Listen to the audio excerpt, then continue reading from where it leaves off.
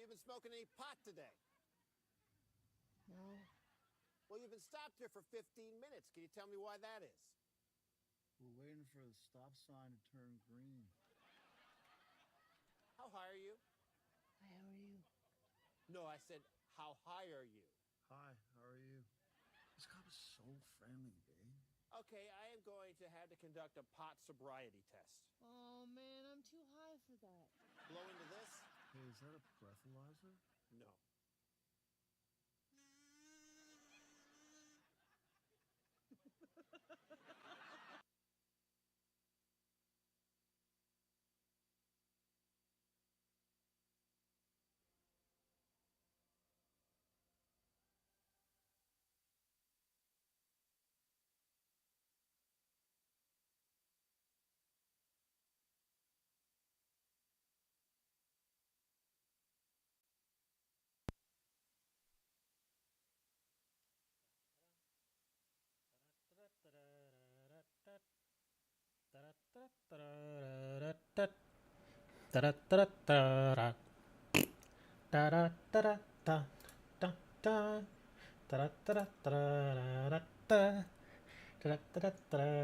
I don't even want to play this guy anymore. I gave him the name right before we made the change. I should just make another one. I mean, I haven't gotten that far with him. I mean, it says level 63, but you start at 60. So, you know, I mean, yeah. I could always just take all the gear and stuff off of him and just send it to somebody. Yeah. Yeah, take all the gear, man. I think I kind of want to do that. I mean, I can make more. It doesn't take that long to get him up and running. Yeah, it's 6 unrestricted slots. Sure, let's make another one.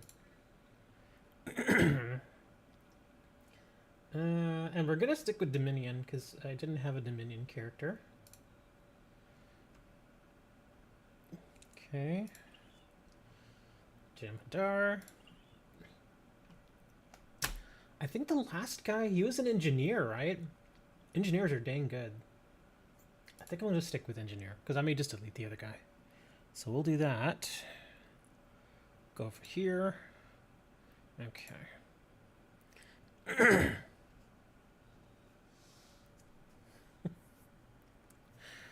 Dude, that was a long story, man. You missed it.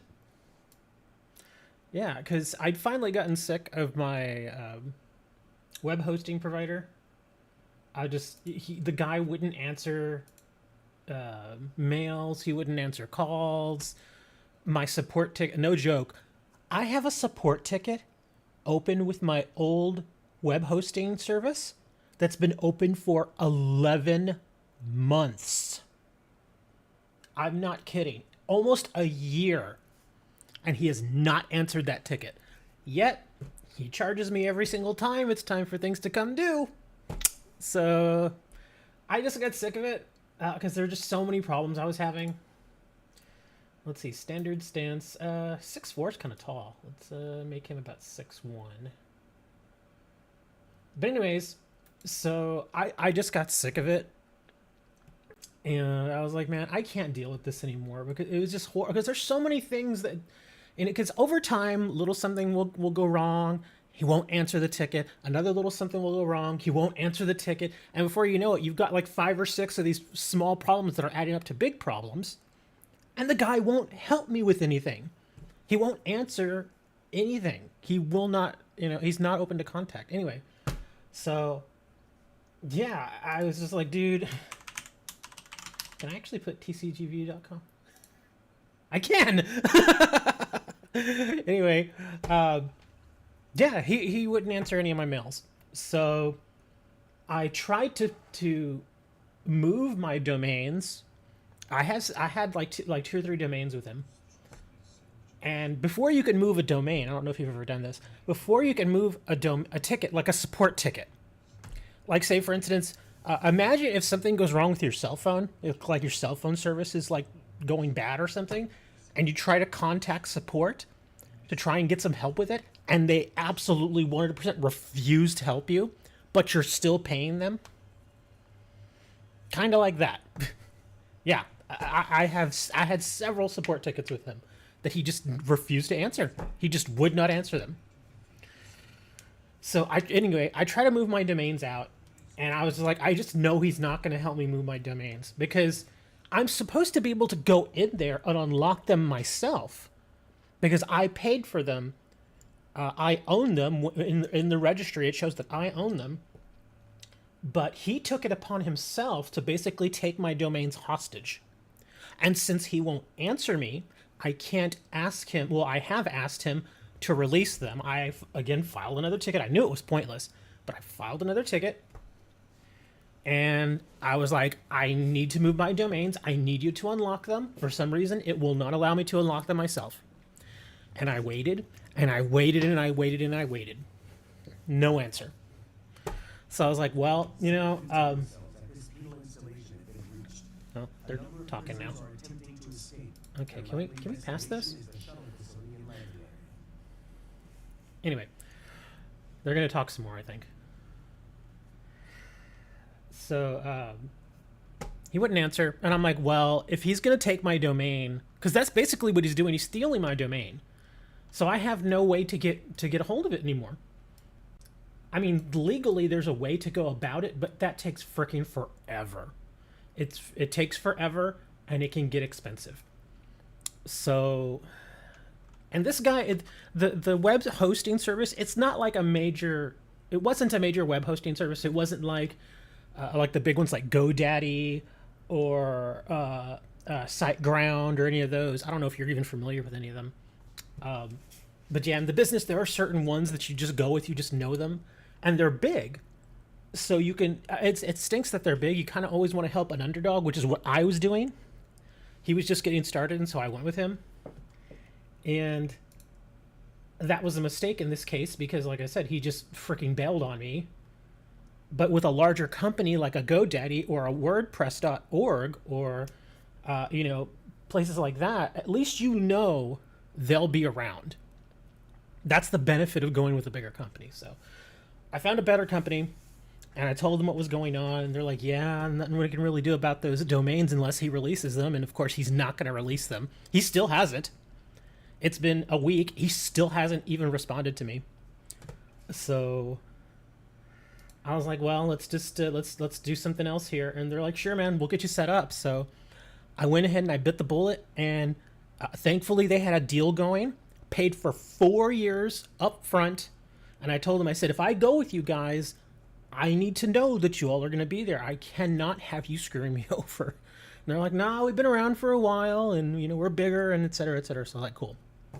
So I shelled out $140, paid for 4 years in advance, and they gave me a free domain and everything, how they usually do. And I got set up with them. And it's like, well, if I can't have slimword.com, it's going to be very difficult for me to maintain that name. I think eventually the name would, because over time, domains will expire regardless, and they'll just kind of go back into the domain pool, but that takes time. And this domain had just renewed like a month ago. So at minimum, an absolute minimum, it would sit there for 11 months, and then there's usually like a grace period that people are given to where they can go and they can repurchase the domain just in case they decide, well, I'm going to keep it. That grace period is usually between like 3 and 6 months. So we're talking a good year and a half before I would even have an opportunity to buy the domain back. Because he didn't want to do his job. He didn't want to release the domain. So I'm like, I'm not dealing with this. I'm not going to, yeah. So I just said, screw it, let me cut my losses and let me move on. So that's what I did.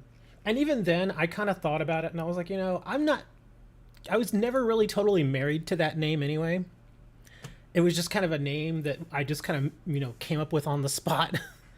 And it sounded okay. I was like, yeah. Because whenever you create a name for a business, especially one that's going to be prominent online, you want it to be simple and you want it to be short. Like less than 10 letters. Because think of it. Have you ever gone into like a browser on your phone or even on a computer and typed in a domain name? once they get more than like 8 or 9 characters, people tend to forget, unless it's extremely prominent. Yeah. So how did you come up with TCG View? I just thought of it. I went and I did some research and I checked around and nobody owned it. First, nobody owned it. Two, it's very the term TCG is actually toward the top of Google search results, which is good. You want it to be way up there. And then again, when I was checking around and stuff, like on Instagram and Twitter and all that, nobody else had the name. Nobody had it. There are a lot of other TCGs out there, like TCG, like game or TCG card, that sort of stuff. But a lot of those were already taken. And so I was like, well, let me just see what I can get here. And that's what I was able to come up with. And interestingly enough, I'm already getting Google search results for it. And it's only been a few days. No, which is good. That's good. It's definitely good. Whereas with SlimWord, it was a little harder because nobody really knew what SlimWord was. They would have to kind of already have an idea of what it was in most cases. Like the first year that it was out there, my Google search results were way down. But with TCG View, they're already up because the name carries weight already. So that turned out really well. But yeah, I'm in fact, the interesting thing is that guy who was running that business,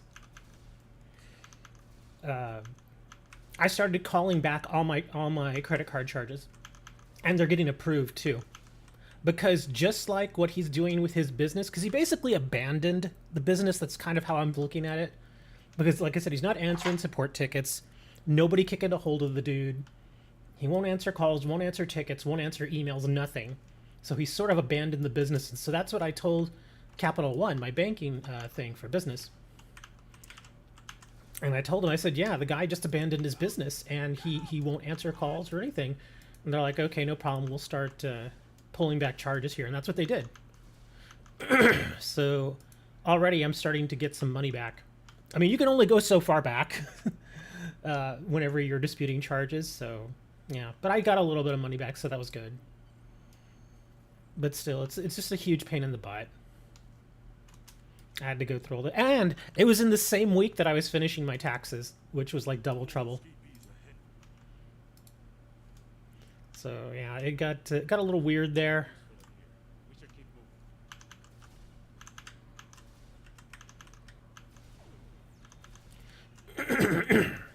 But on the bright side, $100 to build a website. No, the $140 I paid was for web hosting for 4 years. With that, I get a shared server, which is fine because I don't get a ton of hits on the website. It's a shared server. I can create up to 100 websites, and then for each website I create, I can create 100 subdomains, which is a lot. And then with that, I get a certain amount of space. I think with this plan I chose, I get like a terabyte of space. I get unlimited up and down to their server, just all kinds of good stuff. I get a bunch of I get 100 emails per domain. It's pretty good. It was actually a pretty good deal because usually, like, I was paying about $40 every 3 months before. And I didn't mind paying that. I mean, it was a little more expensive, but again, you know, it was that situation where it was like, again, the guy was trying to get started, and so I was like, okay, that's fine. I'll pay a little more just to help the guy out. But yeah, that's all over now. So when I went with these guys, even after because it was basically a promotion. If I pay all that time up front, I get it for $140, all good. And then after that, it renews at like $3 a month. So after the 4 years is over, it's only like $3 or $4 a month, which is awesome. And the domain renews yearly, I think, at like $14, which is really good. Could you sell one? I need a website for my music artist page. You would have to find a way to go in and constantly update it. I mean, I could actually, what I could do if I wanted to is I could put it under the organizational name of my business, but then just basically do something like a like what I do with my website. It's just a WordPress install. It's nothing super fancy, but it's scalable, which is good. Oh, what's going on here? Oh, oops, kill these guys. It's scalable, so if I choose to, I can make it bigger or smaller or whatever. But I could also set it up to where, I mean, because since I own the service right now, or the shared website, the shared web services, I own it. I could create like an install for you, and I would still have to be an administrator, but I could also make you an administrator. The thing is, though, if you don't have a computer, like an actual regular desktop or even a laptop, something with Windows on it, just so you can really get in there and make changes and stuff, if you don't have that, it's going to be real hard for you to manage that site. And I would offer to help, but I'm already kind of like, I've got so much stuff I'm doing right now. Like, I'm only doing this because I haven't been able to touch Star Trek in a little bit. And I really want to. And I'm like, well, let me play, but let's go ahead and stream too, just so I can say that I put up a stream. So, yeah. But if you have a computer that you can get a hold of and that you can use on a regular basis, be fine. It's not that hard. Now, of course, you would have to learn WordPress. Is GoDaddy good? GoDaddy they're solid. Again, as far as their service goes, it's fine. Most web hosting services, when it comes to what they offer, are pretty much the same. Some of them offer a little bit more data. Some of them offer a little bit more space, that kind of stuff. But they do vary in price. GoDaddy tends to be a little on the expensive side, but they're not bad. They're fine. But I think their service is probably about like quarterly. It's like $45, and that's just for the web hosting service. That's not including your domain. Your domain would be extra probably. Unless I'm pretty sure they have some deals. Most when you first start with web hosting services, they're usually, start you out with some sort of deal. If you wanted to, if you're not hardcore about a domain name, like actually wanting a specific domain name right now, and you just kind of want to get in there and mess around with it and learn it a little bit, and even still have it as an actual usable website, you can get a free WordPress website, like completely free. Of course, the service is a little limited, but again, if you're just starting out and you're not familiar with how WordPress works, yeah, it's a great option. It really is. Because what it will be is it won't be like dreysmusic.com. It would be like, the web address would read similar to dreysmusic.wordpress.com. It would sound just like that. But it still gives you an online presence. WordPress. Here, I'll type it out for you. WordPress.com. Yeah, they have free options. Where again, the website's a little more limited. You can only do so much with it. You can only upload so much information. I mean, but it's still a good amount. Like if you're just looking for something to like maybe link to like SoundCloud music and stuff like that, or maybe just kind of give like a brief overview of what it is that you do, like kind of like a splash page, that sort of stuff, it's perfect. It's perfectly acceptable. A lot of people still do those types of WordPress websites.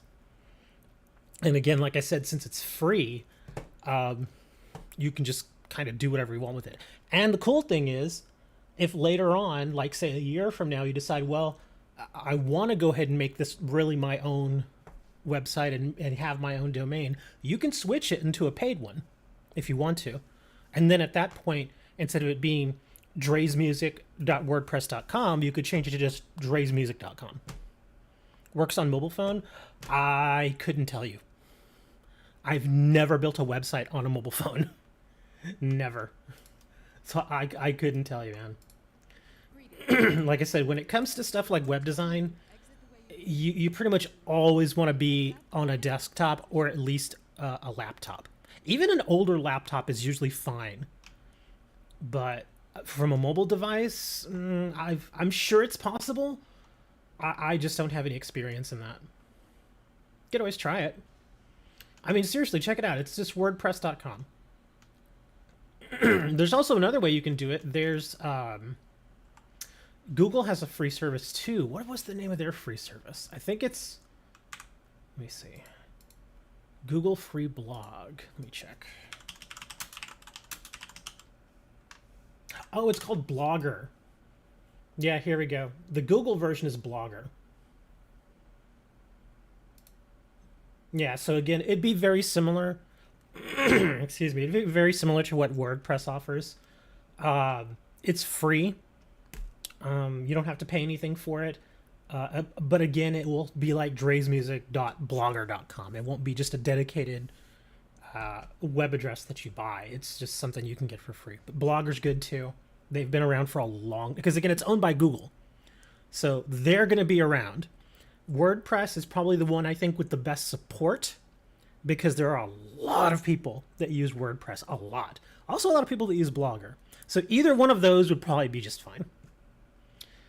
Let me see, design. I can design Blogger website from phone.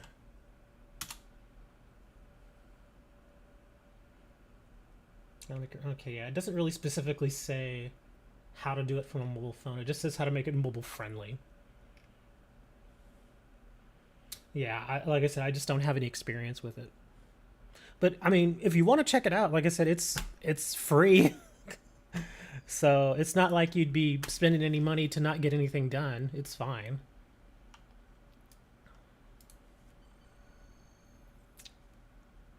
DV batch 61. Okay. Can I rename this?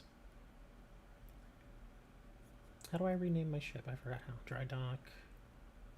Okay, we'll rename that later. But yeah, I've never designed one from a phone. The cool thing about websites like WordPress is they're very, very user-friendly. So even if you've never designed a website, you don't have to know coding. You do not have to know CSS. You don't have to know HTML. It helps if you do, but there are a lot of things that you can just kind of take and paste and just kind of type in a few things, and there you go.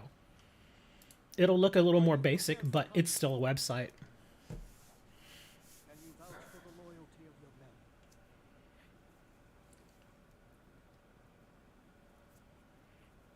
Then receive this reward from the governors.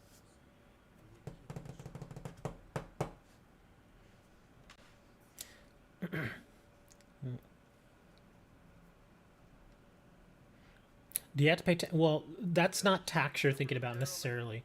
If you form an LLC, it depends on what state you form it in, as far as costs associated with it. Like I know here in Texas, just to form an LLC, there's a one-time fee, I think, of like $300, and that's it. Hey, Amber, we're talking about LLCs now. But yeah, when it comes to stuff like LLCs, I know here in Texas, it's $300, and you can form your LLC. That's it. That's all you need. Now, in some other states, it is far cheaper. Like I would have to look up Michigan's information. I have no idea how much they cost. And again, depending on how your state runs, in Texas, it's fairly easy, simply because we don't have state tax here. So that's like a whole other slew of taxes that I don't have to worry about here. But yeah, I'm not really sure exactly how it works over in Michigan. I can look it up here. Let me see. Form LC in Michigan. There we go, state of Michigan. Domestic limited liabilities, professional service limited liabilities. Oh, here we go, filing requirements. Changes to the limited liability company. And oh, you do have to do annual filings there, it looks like. I don't know exactly what that entails. Limited liability company charges. Yeah, there's actually quite more you have to do in Michigan. There's a lot of extra stuff here, so you'd probably have to look into that. I can tell you right now, just from the research I've done, is somebody did your cousin's LLC for $15 for a hair salon. It's possible. Now, to get started, that may be it. That may be just because the filing fee is really what that $300 is here in Texas. The filing fee in Michigan may be only $15, which is great. The thing is, though, there are certain things that you may want to contact a lawyer about when it comes to LLCs. Again, it depends really on the state that you're in, because from state to state, these things vary so much. State license, shirts, bureaus, file complaint. Let me see. Let me see if I can just get a cost. Let's see how much. LLC in Michigan. Limited liability company. Oh, here you go. Look. How much does it cost to form an LLC in Michigan? The Michigan Department of Licensing and Regulatory Affairs charges $50 for regular service and $100 for priority rush filing. It will cost $25 to file a name reservation application if you wish to reserve your LLC name prior to filing the articles of organization. So if you're not quite ready to form the LLC, you can still pay $25 and they'll hold the name there for you so nobody else can register it. But it looks like if you just want the regular service, it's only $50. That's actually not bad at all. As far as what else comes after that, again, I don't know. You would have to really look into that. Let's see, resident. Oh, here we go. Oh, that's resident agent fee. You don't necessarily need an agent. That's another thing that you'll have to be careful with. Is certain websites like LegalZoom, which offer lawyer services or direct you to lawyers for services, they will try to sell you on needing certain things, like an agent, which is good to have, but you actually don't have to pay for one. You can usually just have somebody like in your family be considered the agent. Like when my brother formed his LLC for his cooking business, he just assigned my mother as the agent, which is perfectly legal. That's it.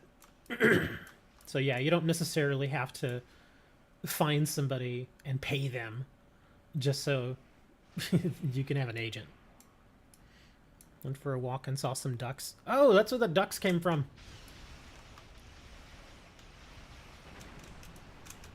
You know, it was pretty funny. I actually talked to my ex-wife last week, I think it was, and I sent her a video how to pick up a duck. Because we actually used to go to this park not far from where we lived when we lived in Round Rock, which is north of Austin.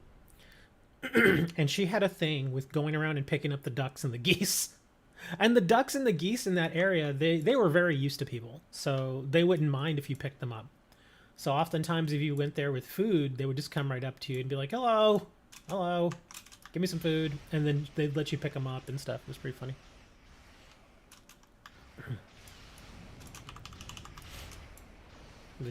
Before you form that LLC, Dre, you definitely want to read about it. And I'm not talking read like one article and you're done. No, you really do want to research it. Because again, from state to state it changes. Like here in Texas, like I said, I've got the fee. I can assign my own agent. There are a couple of other things that I would have to do differently. Like from what I understand, if it's just a single owner LLC here in Texas, I can actually file my taxes on the same forms that I use to do my personal taxes. So that's good because it makes things a little easier, a little more simplified. However, if I wanted to, I could still file separate taxes. And that's what I would probably want to do. It's like, you know, the whole point of doing the LLC is just to separate yourself from the entity.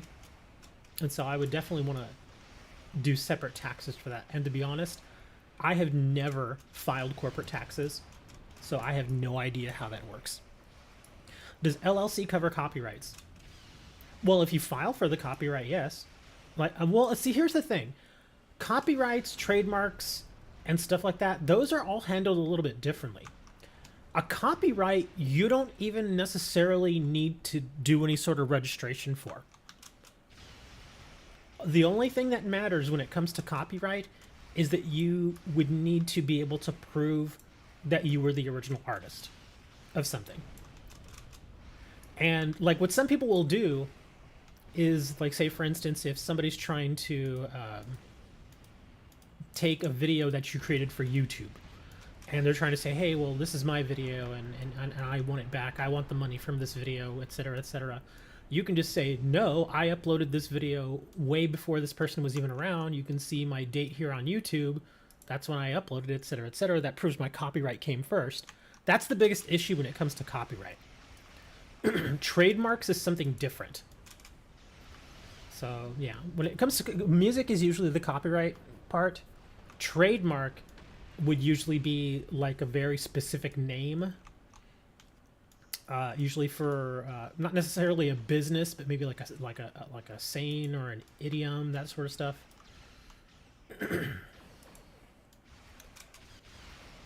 So yeah, when it comes to copyright, it's a little easier. You don't necessarily, I mean, you can file something to make the copyright 100% official, but you don't necessarily have to. Now, I bet most musical artists, and especially like the big various like publishing houses, I know they do this in book publishing. Like if you have a larger publishing house like Penguin or you know, a company like that, they will insist on filing a copyright / trademark just to absolutely 100% protect themselves and to protect your stuff.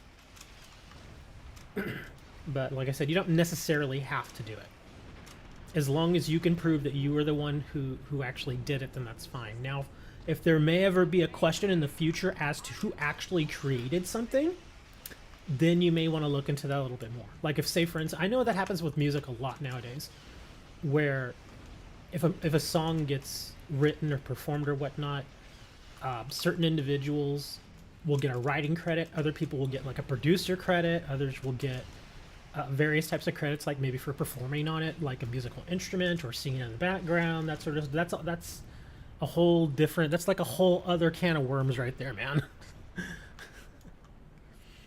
Yeah, thankfully, I've never had to deal with that, because whenever I've published books and whenever I've done ghostwriting, I've signed contracts that made it very specific as to what my rights were and that sort of thing. So that's another thing you want to do, is just make sure you have contracts for stuff. Even if, like, say for instance, if you're doing a song and you want to bring somebody in to play guitar or something, just make sure they sign a contract and say, okay, I am paying you X amount of dollars for your performance on this song. This is a one-time payment, etc., etc., unless you all agree that they would get some sort of royalty or something like that. Does remailing yourself mail work the old way? What do you mean? Remailing yourself mail. What do you mean by that?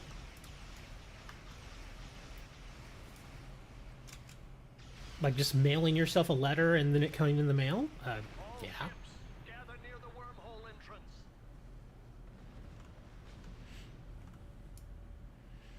That just proves if you're mailing yourself something, it just proves that is your address and that you were able to get the mail.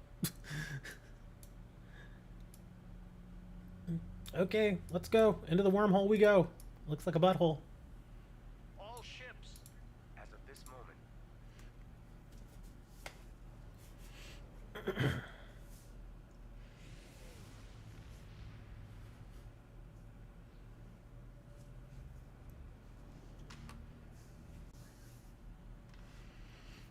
Like, I tell you one thing. What I've normally done when I was doing a lot of ghostwriting is, in lieu of a fee, I would take a percentage of sales, which is sometimes good and sometimes bad. I heard it's called old man copy, something like that. I have a task I'd like you to I'm not familiar with that. It could be something, but like I said, I'm just not familiar with it. Because anybody can mail themselves something, so I don't really see how that would work. I mean, maybe I'm just not thinking about it in the right way. Oh my god, these little swarmers are such a pain in the butt.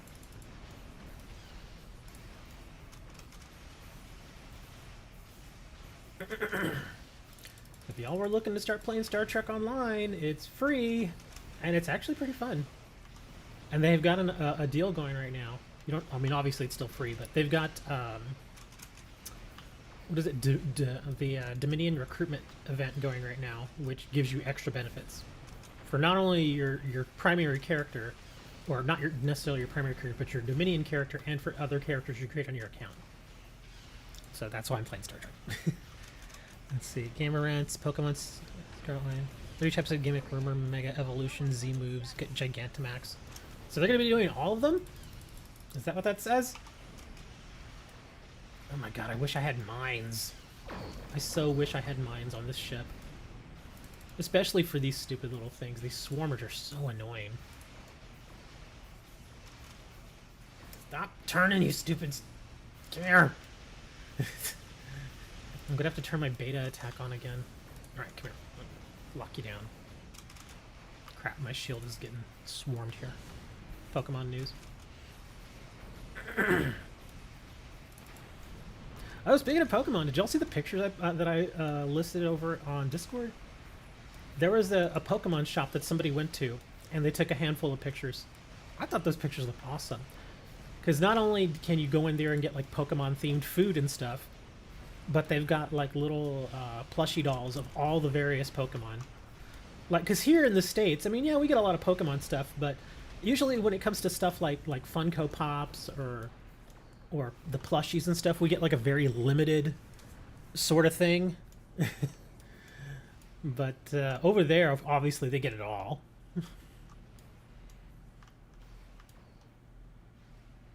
I thought it looked pretty cool. The Eevee meal looked kind of insane. It's like, I'm gonna eat Eevee's face. But I like the little, like, there was like a wall of nothing but Pokemon plushies there, and I saw so many that I would have wanted. So it's awesome, but at the same time, it'd be a bad time if you go there without money. You want to go there with like $200 so you can get all the plushies. I'm trying to think. What were some of the? Oh, it had Deoxys. Deoxys was one of the plushies. They had Gardevoir. They had Kirlias. I mean, just pretty much any Pokemon you could think of. Like, all the more popular Pokemon, they were all there. Which is pretty neat. Wait, can I reclaim yet? No, I can't. Okay. Okay, this is going to be interesting. No, don't charge up yet, guys. We're not even in battle.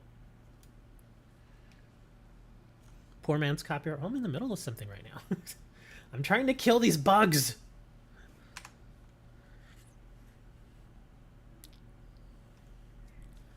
I'll look it up after this encounter here, because usually we get little breaks between each encounter. Poor man's copyright. I think I mean, as far as like being able to do that in the old way, I guess that was fine. But another good way, like I said, to show copyright is just to, like, the web is one of those things that oh my gosh, I got taken out. Oh my god, I got absolutely annihilated. The web is great in the sense that anytime you put something there, it's generally there forever. So, like I said, if you, especially like places like SoundCloud and YouTube, like for instance, if you make a song and you post it to YouTube, you're not giving up your ownership to the song. The song is still yours, okay? But the great thing about having it there on YouTube is it puts a digital date stamp on it.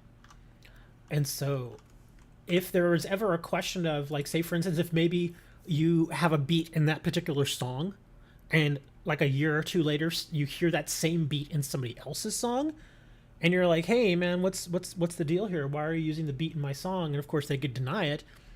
But then you've got that record on YouTube that says, hey, look, 2 years prior, this is my song that I posted on YouTube. Here's the song, here's the beat. It's the same thing as the one you have. Now you've got a leg to stand on. So if you actually did have to go to court, pretty sure the court would side with you. Because again, you showed that 2 years previously, verifiably, that you indeed uploaded the track, and you know, you have, oh, basically that is ownership is what they're kind of looking at there. Now they could try and argue, oh well, I was thinking of the beat or designing the beat before you uploaded to YouTube. Oh my god, stupid dogs.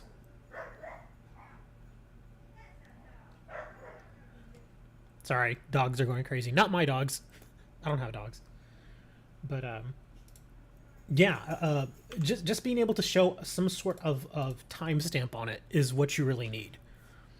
That's as far as how copyright would go. Let me look that up. Poor man's copyright. Let me take a look here.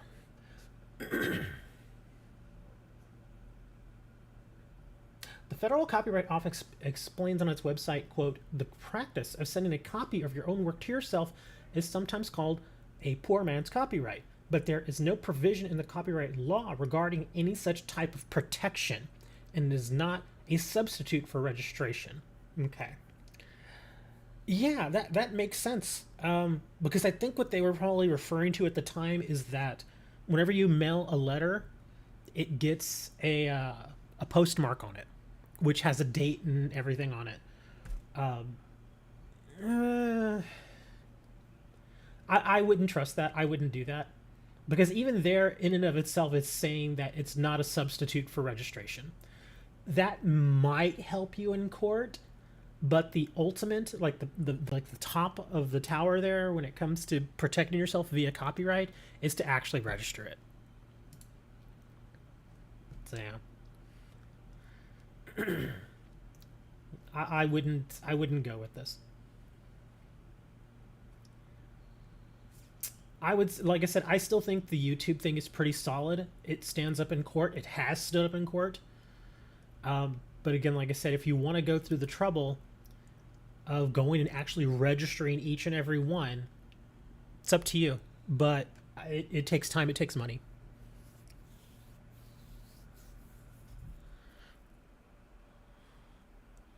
The trading card manufacturer. Oh, Pokemon company buys a trading card manufacturer. Wait, who did they? Oh my gosh. Which one did they buy? Or did they just? Oh, Millennium Print Group. Okay. There's a few other companies out there, but this makes sense. Company has announced that it will be acquiring the Millennium Print Group and manufacturing. There's been printed Pokemon trading cards since 2015, according to a press release put out by TPC. Millennium will remain autonomous while benefiting from Pokemon Company's investments and expertise to expand its current production capabilities. So they're buying it just basically to make sure that it does nothing but make Pokemon cards. Because I'm pretty sure they probably make a few other cards. But yeah, this way they'll be able to just do Pokemon stuff. That makes sense. It really does. Considering how long Pokemon has been around. It's kind of amazing they didn't do it before. I really thought they would. TBC has a very good reason for wanting to beef up its ability to print Pokemon cards. The current supply is lagging behind enormous demand. Pokemon cards have become a speculative commodity during the pandemic. This has led to a huge headache for major retailers such as Target and Walmart, both of which were forced to restrict sales. Even McDonald's struggled to keep cards in stock while they ran a Pokemon promotion. Oh, they didn't even have them in stock.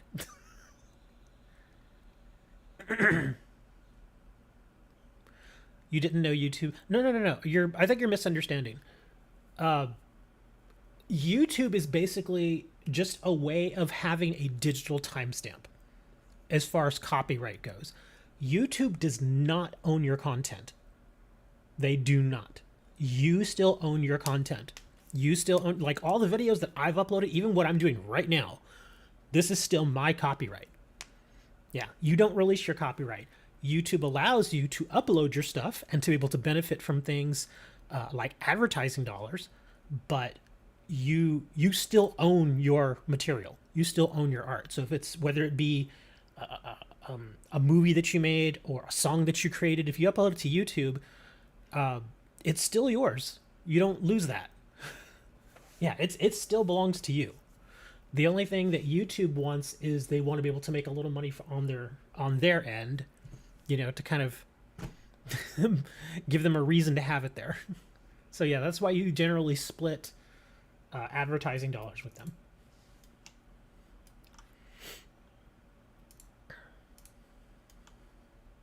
Yeah, you don't lose your copyright.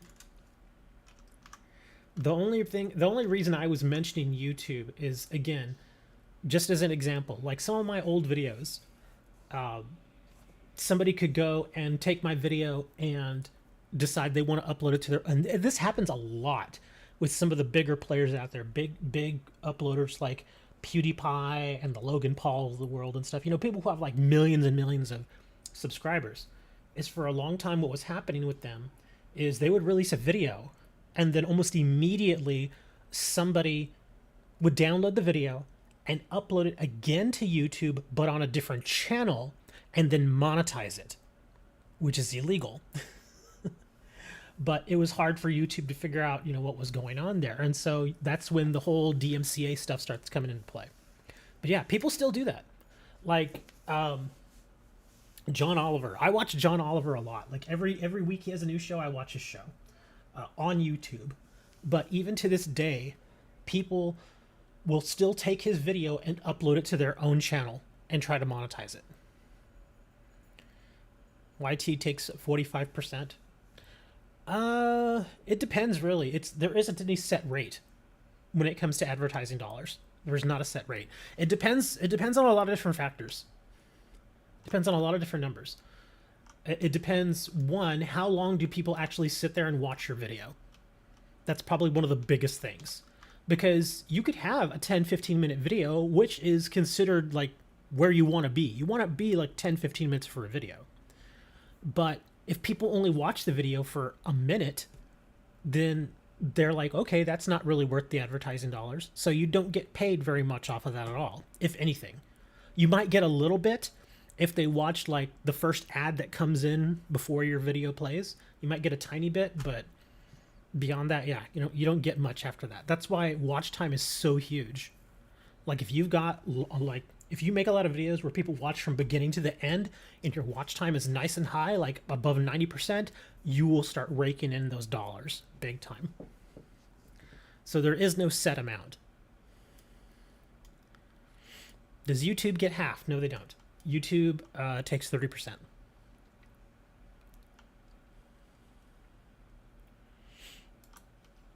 But that's actually pretty standard, unfortunately, in the business. There's not a huge amount you can do.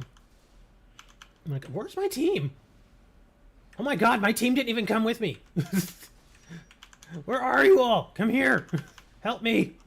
I'm gonna get blasted here. Oh my gosh, this is terrible. My team did not even join me. I'm still alive. Yep, I'm dead. My team didn't even come with me.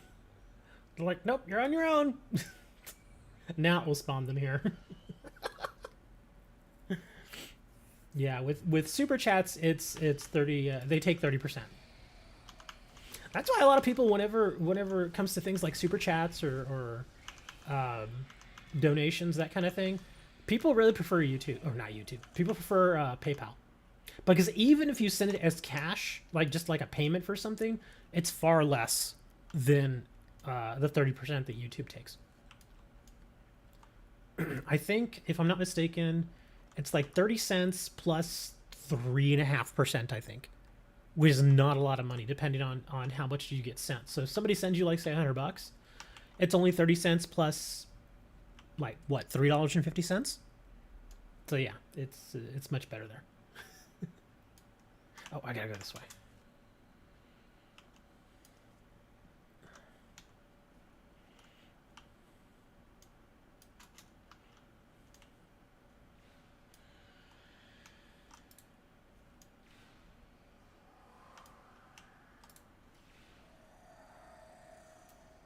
Yeah, they take 30 cents plus 3.5%, I think. I know whenever I do, whenever I get charges through PayPal, or when people buy from me via PayPal, which is not really that often, if I'm not, it depends. I'm trying to remember.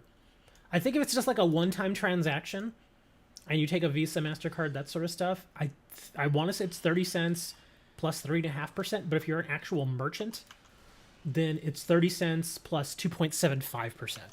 I think that's what it is. So yeah, if you're an actual merchant, like if you've got like a merchant ID and stuff, then it's cheaper.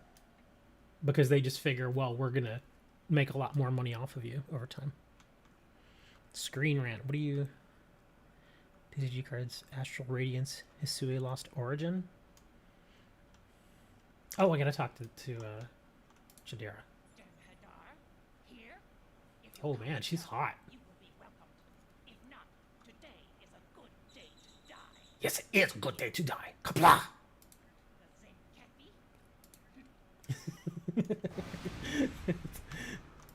I always thought that was funny. Kapla! Kapla always sounds like they're kind of trying to clear their throat. Kapla! Sorry.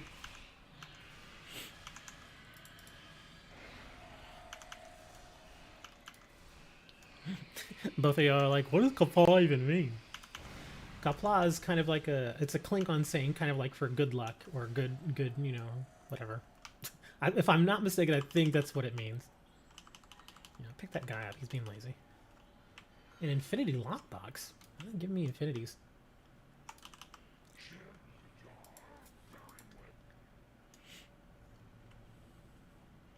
Yeah, Hammer, if you still got a computer handy, you can come play some Star Trek. It's free.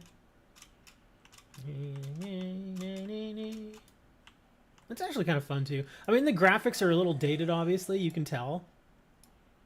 They're a little dated. They're kind of like last gen. But, I mean, it's still a fun game. The set after Astral Radiance can be called Lost Origin, according to Pokemon TCG Live database. Entered to the cards past Japanese sets that didn't make it into Astral Radiance. Oh.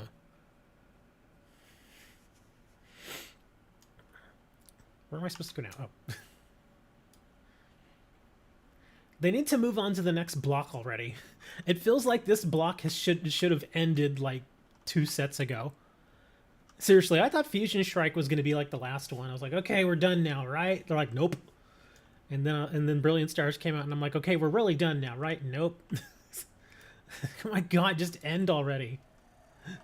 We need a new block. But the new block is coming out at the end of the year, though.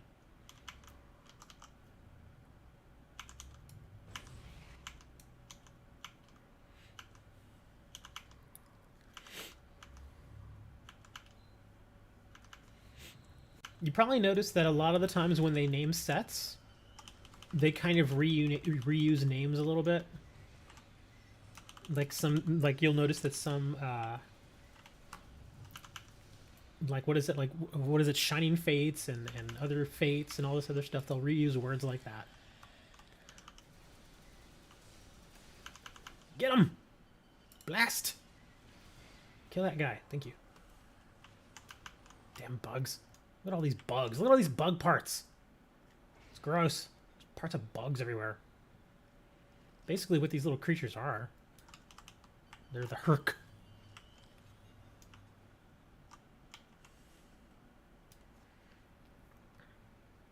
Yeah. It feels like it should be over. It really does. It's like, okay, let's move on now. But it's going to be... I think we're going to get like 1, maybe 2 more sets. I would actually hope that they would bring out Radiance. Like, what is it going to be like in June, I think? And then they're going to have 1 more set after that, like in late summer. And then probably October, September is when we hopefully will get the new block. Chase cards have been revealed. Well, there's chase cards everywhere. I've kind of given up on chase cards. It's weird because of all the Pokemon packs I've opened, I don't think I've ever really gotten like a hardcore... Oh my god, I'm gonna die again. I don't think I've ever gotten like a hardcore chase card. Seriously, I don't think I've ever gotten a Pokemon card in a pack that was worth more than $100. Yu-Gi-Oh! Oh, heck yes. I've gotten plenty of cards that were like 50, 60, 70, you know, or hundreds of dollars. But Pokemon? Nope. Those things are hard to get. Okay, where was I going? Where do I go here? Was it over here? I was already over here. Why is it taking me in a circle? Oh, I have to go back. Who's this? Oh, Commander Marin. What up, dog?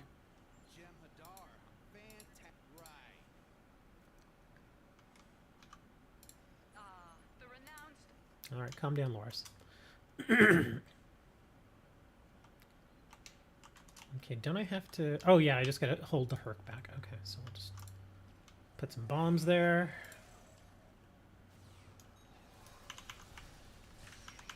Yeah, I'm not crazy about this gun. I don't really like it. It's just the standard gun that they give you when you first start these characters. Here, we'll put some more bombs over here. I do love the engineers get bombs like this. They get mines. Those mines are so handy. Oh my god, stop shooting me. Stop it! Go away! Wow, this guy really wants me dead. No! Pokemon Violet and Scarlet gonna be... That's gonna be the next set. Yeah, Scarlet and Violet's gonna be the next set. It's kind of like a black and white. It's just a new set. Like, there isn't a Pokemon called Black or White. It's just a set. I did see a video. It was actually kind of cute. I hate to say this because I hate kids. But there was a guy and his wife went to a local store. I think it was like a Target or something. There's a video of it. And the dad finds a bunch of Pokemon stuff. And he found a bunch of the Pokemon plushies. And he picked up a... oh gosh, what was it? God, I can't remember their names now. I'm such an idiot. He basically picked up the first 3 starters that you pick when you first got into Pokemon back in the 90s. Not Blastoise, but the little one. You know what I mean. Anyways, so he picks up each of them, and he shows them to his kid. And he's like, okay. And the kid is like an infant. The kid's like maybe like a year old. And they're like, okay, kid, pick one. Which one's your starter? Picks Charizard. I'm like, that's kind of neat. Squirtle, thank you. I can never remember their names. I'm so bad about remembering their names.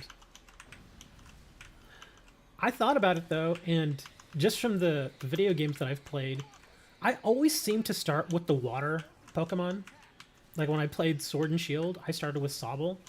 When I played Diamond and Pearl, I started with whatever the water one was there, too. I don't even remember.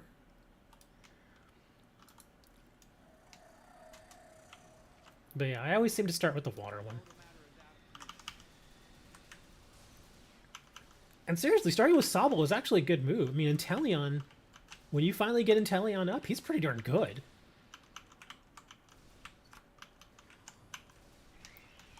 I just never really liked the... I mean, the fire ones definitely have their place. But it always felt like they were really strong offensively, but their defensive skills were just not there. Like, you could easily take them out. What keeps them alive is the fact that they can find ways to one-shot you. Whereas with characters like Sobble, they tend to be a little more balanced, where their attack is pretty good, but they're also able to hang in there a little bit with their defense. Time is a factor here for... You go with fire types. Even right now, when I'm playing through Arceus, I'm trying to get the perfect Pokédex. And so I don't have really any set team. It's like whichever team is next, really. Like right now, my team is all funky. I'm going in alphabetical order, trying to complete the various activities to get the perfect Pokédex, which takes a long time. I'm barely on, let me see, what letter am I on? Let me see, G, C, D, F, G, H, I think I'm on G. Yeah, because I have Gengar on my team right now. Yeah, I've started with G's. Yeah, because I have Gallade, Gengar, and Gardevoir on my team right now. And so I don't really have a set team. And even then, I don't think I'm going to really have a set team. Target the herd, forces, and fire! Target the Hark and fire!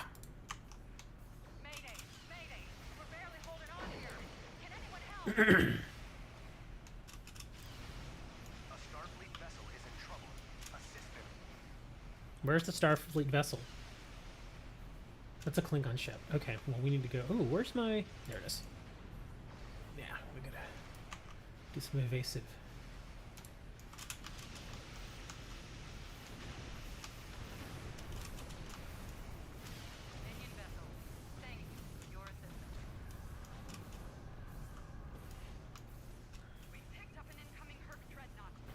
Oh, terrific. Freaking hive. Okay, please don't put the shield up. Ah, damn it, they put the shield up. After dinner? Oh, it is 5 o'clock. Yeah. Oh, there's hydrogen gas. Oh, dang it, I can't scan it yet.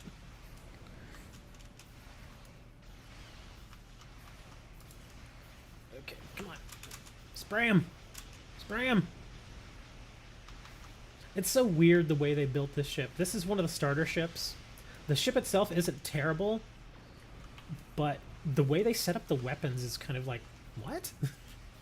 It's like they can't decide between beams or cannons or torps. I mean, you can have a variety, but generally you go like all beams and maybe one torp, or you'll go all cannons. Well, not all cannons, but you'll go like front-facing cannons with back turrets and maybe one torp. But yeah, you don't generally do like this setup at all. This is all weird. So you just kind of concentrate on one. So it's weird having... Do I even have it? Oh, okay, I do. Let's see. Do I have a turret? I do. I have one turret back there. I see. You would usually have 4 turrets back there. Well, actually, with this setup, let me see. Oh, okay, that's a specialized weapon. So you would only have 3 turrets maximum, because this is specialized. But that's fine. Even 3 turrets would be good. Oh, choose your alliance. I'm gonna go with Starfleet.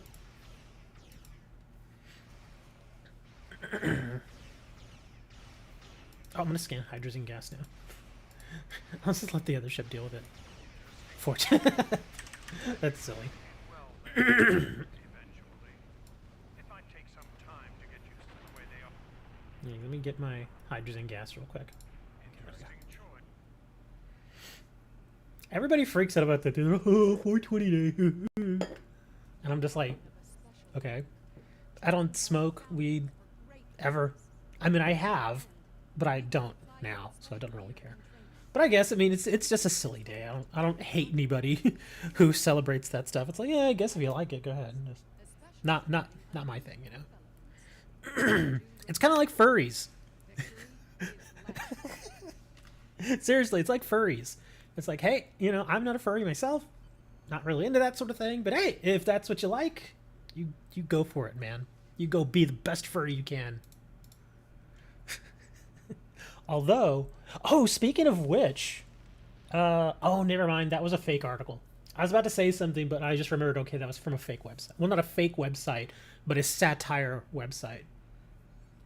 But in case you're wondering, from the satire website, it said that, and again, this is not real. It's fake, but I thought it was a funny story. Apparently, in the satire website, there was an article where Dr. Fauci, yes, that Dr. Fauci, argued that we should legalize marijuana so that it's easier for us to deal with Ted Cruz.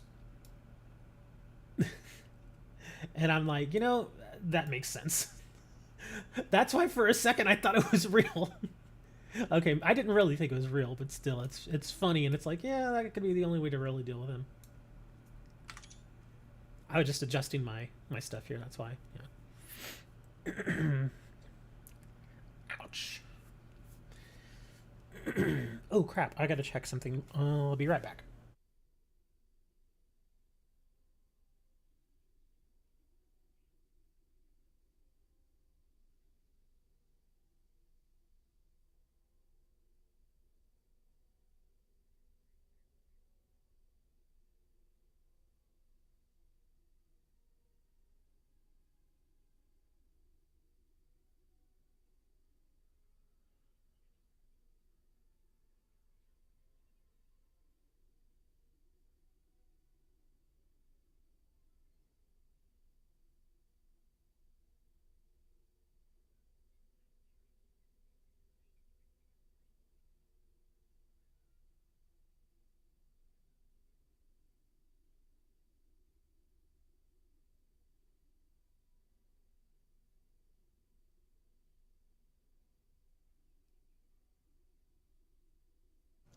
I'm actually really surprised that the game let me name my character what I did.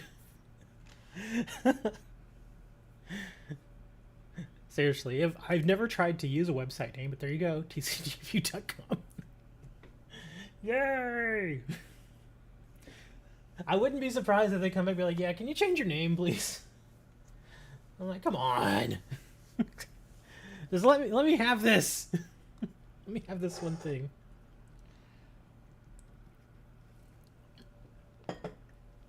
I've seen some people here with some really weird names. Like some of them were obvious, you know, that they weren't trying or they just wanted to make the stupidest name possible. So that was interesting, but let's see what I got. Okay, kits, shields. Oh wow, that shield's actually pretty good. I don't drink coffee. Nope, I am not drinking coffee. I generally drink water or fruit juice. I do have the occasional soda. I'm really trying to cut back on the soda though, because soda is basically just empty calories.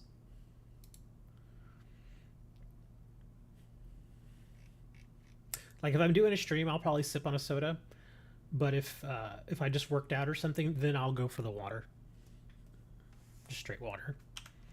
Yeah, you don't want to drink a soda after you work out. I used to drink tea when I was a kid, but not anymore. I generally stay away from stuff that has caffeine in it. Like any soda that I actually drink, it has to be caffeine free, or like super low caffeine.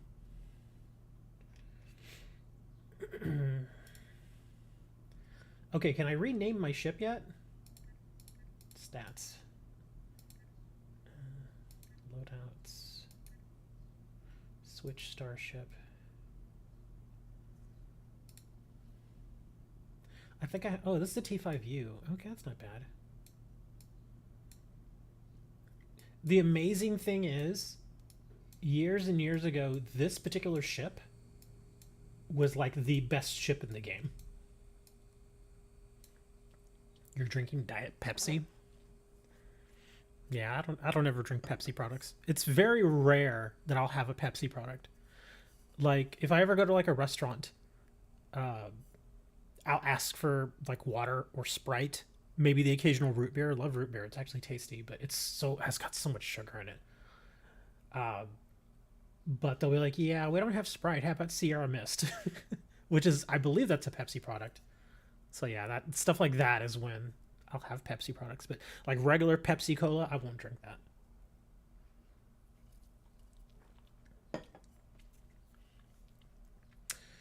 All right, let's see. Dominion Transponder. Oh darn, I forgot. Now I have to invite this one to the fleet too. Well, crapola. I can't join this quite yet. I still have to do a couple more missions. Oh, I have to go to Deep Space Nine to walk around a little bit.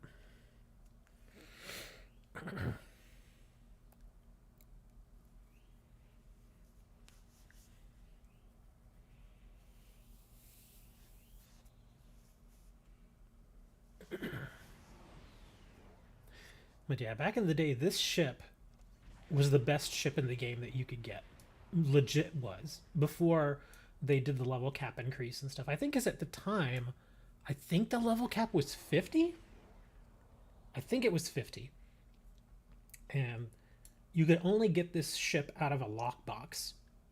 And it was only active, or you could only use it on one character per copy of the ship you got. So it was expensive. But wow, is it a good ship. And now it's just kind of eh. It's fine. It's still fine. Olive Garden got a spiked eliminated with 15% alcohol. I doubt that it was 15% alcohol by volume. Because that's like drinking wine at that point. Like, was it lemonade and then they put like a shot of like something in it? Is that what they did? Because I've seen a lot of places they'll do that. They'll just give you like a spiked version of whatever drink you want. Okay, this yellow has to go away. Let me take that out. Chat settings, Armada. That's our mission. Where is this? Team up teams. Oh, system. That's fine. I can keep those. Yeah, y'all know me. I don't drink. You got tipsy from one drink? Really? You're a rookie.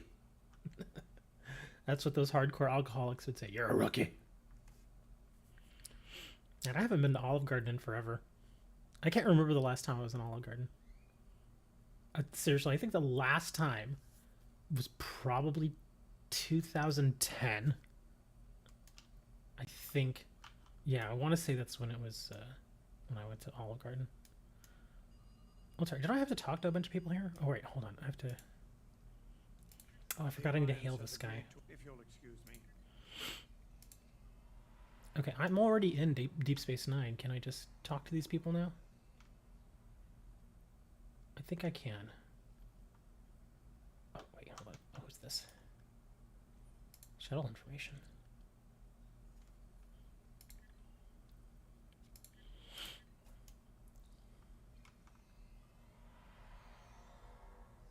Oh, I was drinking too fast.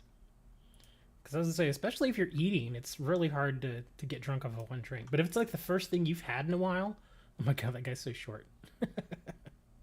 If you hadn't eaten all day and then you like chug that, then sure, it'll give you a little something. But other than that, like if you're eating it with food, especially with the bread they serve there, yeah, if you drink alcohol with and you're eating bread, it's gonna take a lot to get you drunk, because the bread just soaks up all the alcohol. And so it holds it. It doesn't just let your system just completely absorb it. Okay, how am I supposed to do this?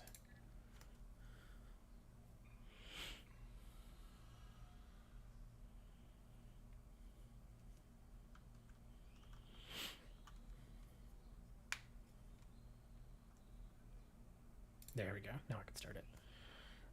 Okay. Oh, I don't think I mentioned to you all that my neighbors, yes, those neighbors, We're low on fuel and from what supplies. they We need told help me, badly. I talked to her on, was it Saturday?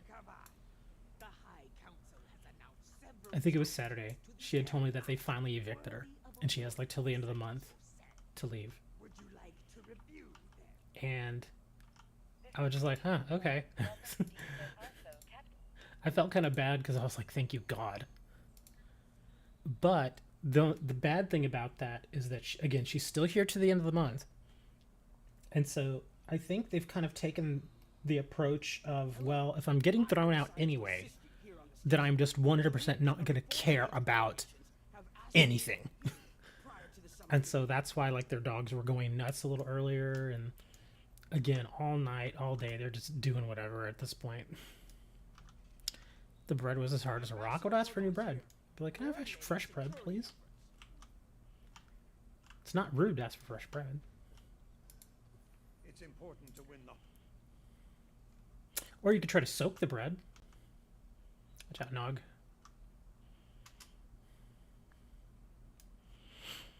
Yeah, their bread is actually pretty good. A lot. It's weird though. So many people knock Olive Garden.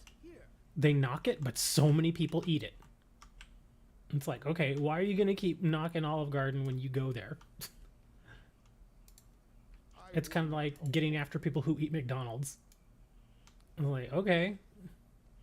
Like, I mean, I understand if you're making fun of somebody who eats McDonald's like every day, then it's like, okay, you need to slow down, man. But just for going and getting like some nuggets or something doesn't make any sense. Is that? Oh, that is Titan. Who's back here? Is that Commander Roxy? Oh, that's a player. For a second, I thought that was an NPC. Or is it? Wait, oh, Admiral Devok. Or maybe it is. Hold on. Oh, that is an NPC. Weird. Okay, Commander Roxy. I'm trying to remember where I heard her from, or where I heard that name.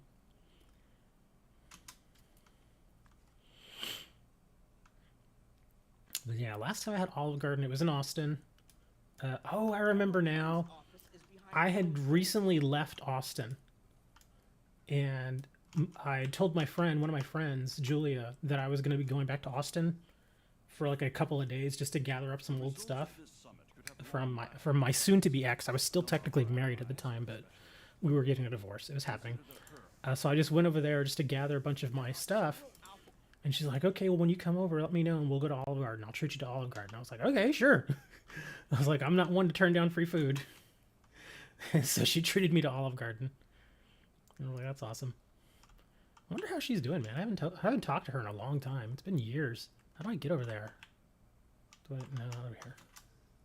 Oh, I have to go up, I think. Alpha quadrant leaders. Oh, over here. Been watching NFL trades. A few of them. I saw that Russell Wilson's a Bronco now. I like Russell, but I just hope that he doesn't do to the Broncos what he did to the Seahawks. And some people will be, well, what do you mean? He did really good for the Seahawks. Oh, he's a great player. But what he did to them is he got that ridiculously huge contract, which locked him in, but it left no money for anybody else. And so that's why they had a hard time getting people to go to Seattle. That's why he couldn't get an offensive line. You know, that's why they couldn't get a primetime running back. I mean, they still had a couple of good receivers. But, again, it was the situation of, well, there's so much money tied up in Russell that now you're basically forcing him to carry the team, which he sort of brought on himself. Because there's no money for anybody else. When you lock up, what was it, like $120 million over a span of like 5 years? Of course they're not going to be able to get anybody else. It'll be over the cap. That's another reason why so many people left Seattle.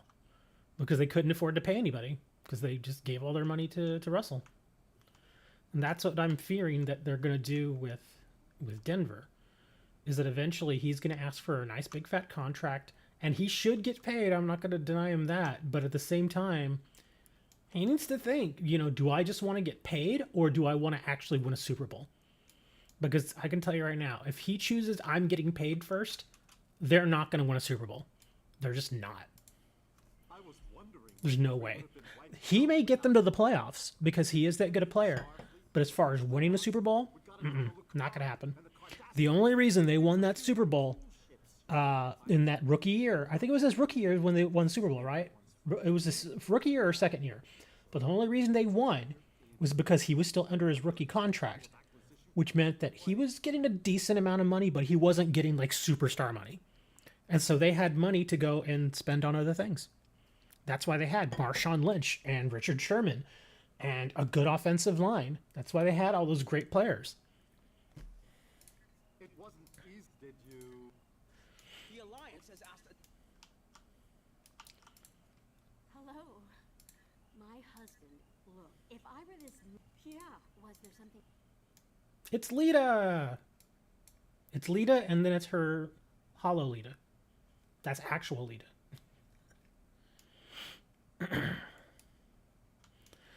Well, you have to really think about it. I mean, I think the first big contract somebody gets, they'll probably want to get paid, which is what Russell did. And then after you've made your money, which is what he did, then you go for the Super Bowl team. We'd be better off sealing that. I do. Can I get you something? Kind of like when Dak signed that massive deal with the Cowboys. Once Dak did that, I was like, I don't know if the Cowboys can make the Super Bowl anymore now. Because again, and the thing is, how can I put this without sounding horrible? I'm sure if anybody from Texas were listening to this, they'd freak out. Dak's good, but he's not great. Are you surprised? He's not Russell Wilson. He's just not. He's definitely not a Tom Brady. Yeah, he's good, but I just don't think he's worth what he asked for and eventually got. But again, it's like, well, you know, if you can get that money, I guess go ahead and get it. But again, the problem with that is if they win the Super Bowl, it's gonna be because they drafted well, not because of what Dak Prescott does. My God, where the heck is this arrow telling me to go? Yeah, I don't think they win a Super Bowl next year or the season after that. I just don't think they do, unless they get very, very good draft picks. In soon first. Transmit your the Federation and Klingon.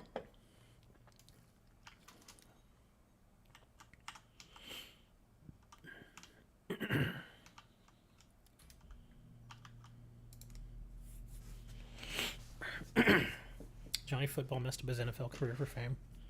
He's still got money. I hope he's still got money, unless he did some really stupid stuff, which he may have done. Some players have done that, where they'll get a nice, decent contract, and then they'll stop caring about football, and then they're gone. What I'm concerned about is Deshaun Watson with the Browns. Beans and hot dogs. Ain't nothing wrong with beans and hot dogs. It's like a barbecue, man. But Deshaun Watson, yeah, he is no longer a Texan. He didn't want to be a Texan. If I can have everyone's attention. He's now with the Browns. So that kind of leaves the question hanging, what's with Baker Mayfield now? Because Baker, I've seen him play. I've seen several of his games. When he's not injured and he's not being asked to carry, he's actually a pretty good quarterback. He's no Drew Brees, and I'm comparing him to Drew Brees because both of them are short. Drew Brees was like 6 foot on a good day, and that's Baker Mayfield. He's a smaller guy. He's no Drew Brees, but he's pretty good. The only times he ever really gets into trouble is when he's injured or when he's being asked to carry the team. And he just, unfortunately, he's just not that kind of player. He can't carry the team. So now I have to wonder, where's Baker going to go? Because Baker can start.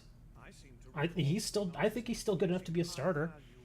I just have to think, are they going to try to keep him, or are they going to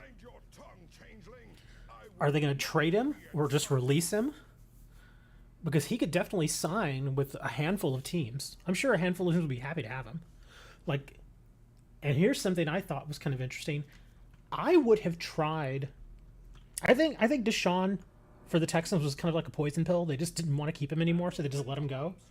They did get some decent draft picks, but I think they should have tried to make a play for Baker, but I think they didn't on purpose, thinking that once Deshaun signs with the Browns, that the Browns might just release Baker. And if they release Baker, then the Texans could pursue them on their own, without it being caught up in the trade. So I think that's why they waited on it. But yeah, I still think Baker could be a pretty good player. I mean, if you give him a good running back and at least a half decent line, because he is a good scrambler. So if you give him a good running back, a half decent line, and at least one good receiver, he can do some decent stuff. He can do some good stuff. But like I said, he's not good enough to where he can carry a team. It's kind of the same thing with Dak. Dak is good, but I don't think he's really good enough to really carry a team.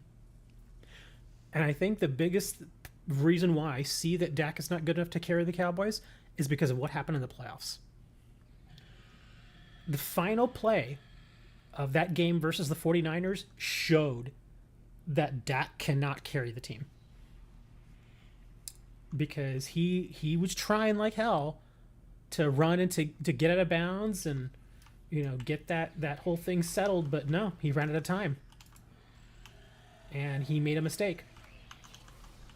So yeah, I mean, he couldn't carry the team. Just couldn't do it. Oh crap. Get away. Get away. Get away, stupid bugs. Oh my god, we're getting slaughtered. Okay, I need to put some shields up here.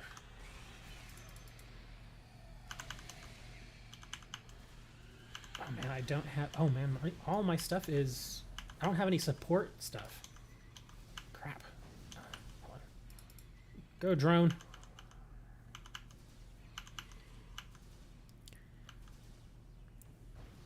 Jet signed Vinnie Curry?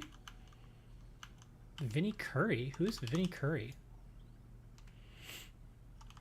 I don't know who that is. Why is the cat in a box again? Yeah, I have no idea who Vinnie Curry is.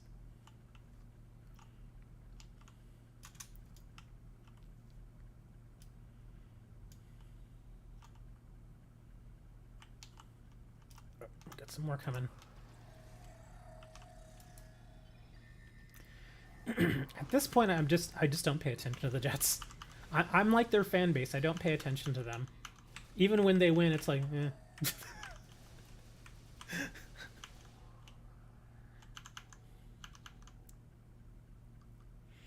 Oh yeah, I kind of told that Russian-Ukraine war. That whole thing is just stupid. Because, and it's it's kind of insane at this point what's going on with Russia. That whole thing is just, it's like you could see the very obvious propaganda and what they're pushing on their people. Like, I think most of the, and they reported on this like a month ago, that a majority of scholars, like Russian scholars, or even scholars that were not Russian but they were located in Russia, they left because they knew what was coming. They knew what was going to happen, so they got the hell out of there. Because they knew eventually that they would become targets. Because the last thing you want is a person with, you know, a conscience and logic to look at what it is that you're doing and start pointing it out to people who may not be as intelligent as they are. Yeah. Because when you have stuff like that, that's when people get arrested, that's when people get killed. Yeah, if you immediately, I mean, and I would hope that the people in Russia, even the people who aren't that intelligent, would understand that if the police immediately arrest you just for going outside, and no joke, they have arrested people for holding a blank sign up. Literally just like a cutout of cardboard, and it's completely blank. And they arrested people for that. If you see them arresting people for that kind of stuff, you have to know something's wrong. Something in you has to say, okay, this seems weird. It was a tow truck that hit him? Who was it? Dwayne Haskins, I think was his name. Yeah, I knew he got hit by a car. I didn't know what kind of vehicle, though.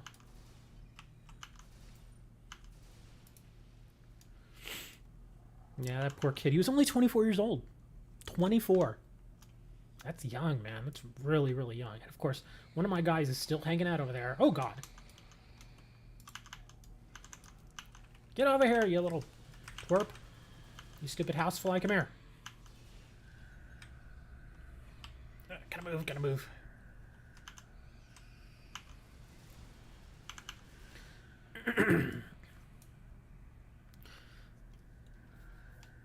But speaking of Ukraine, there was a guy, I forget his name. I think his name was something, was it Jim Nance or Bill Nance, or I forget what his name was. No, Jim Nance is the announcer for football.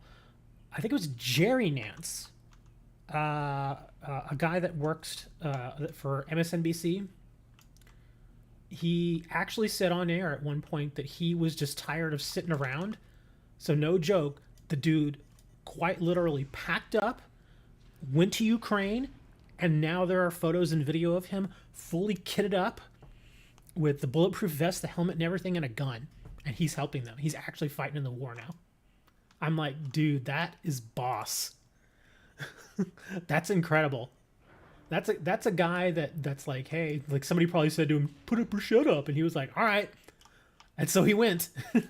He's like, I'm here. You care to join me? And of course, all those other people who were talking trash to him, they're like, oh, he really went. Well, yeah, man. He really went. That's awesome. I think he's former military too, so obviously he's got the training for it. Okay, you're almost in the... But I still thought that was pretty awesome. He just straight up said, you know what, I'm going. And he went. Gotta give it up for him, man. Most people, you know, all the trash talkers that we have here, especially in the US, they're like, oh man, if it came to it, I would go. Nah, you wouldn't. You would not go. I wish I could volunteer, but unfortunately I can't. I just can't.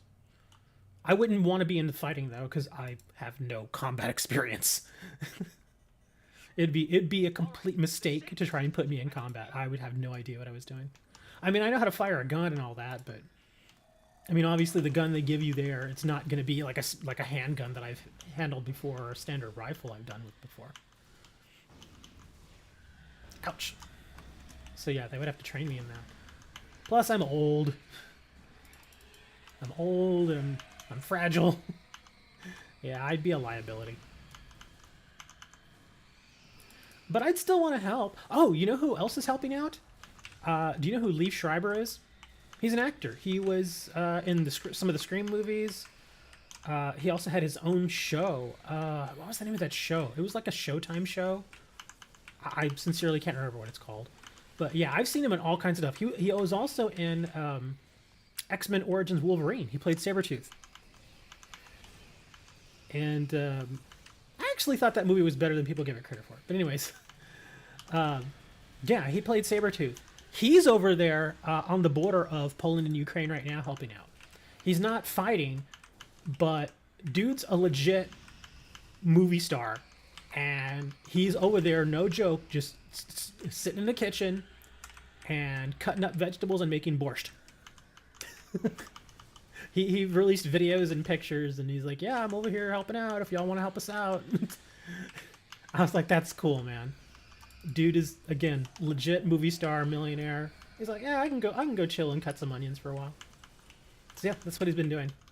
He's hanging out over there, just cutting up vegetables and making food. If I had to do something physical, that's probably what I would do. You know, because, I mean, the soldiers got to eat, man. They got to eat. I figure, hey, if I can't, you know, get out there shooting a gun, which I'd be terrible at least I could do is go cut up some carrots or something, make some food. Anything, hey, make them a sandwich, you know? Food is food. Oh my god, this is so chaotic. How am I still alive?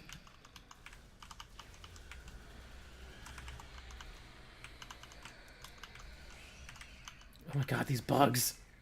Get away from me.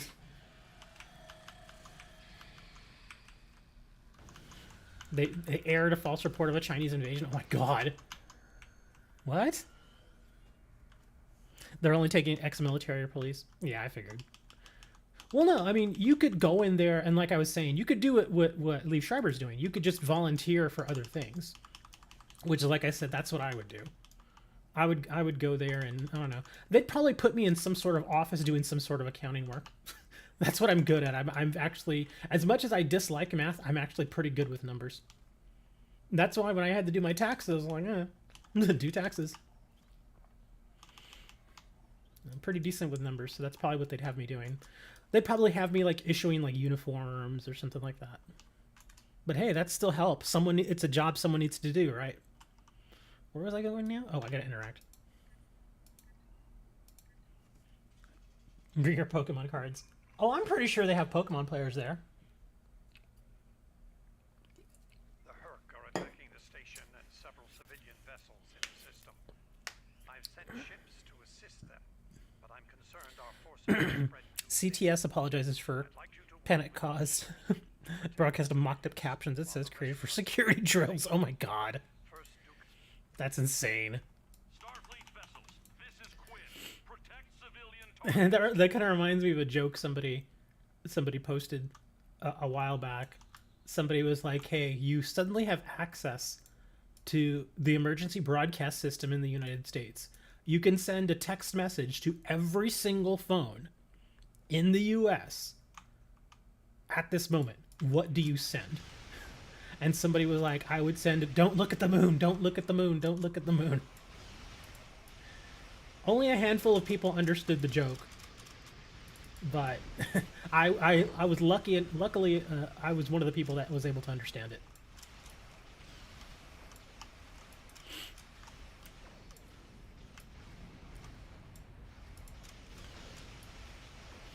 I thought it was actually pretty good.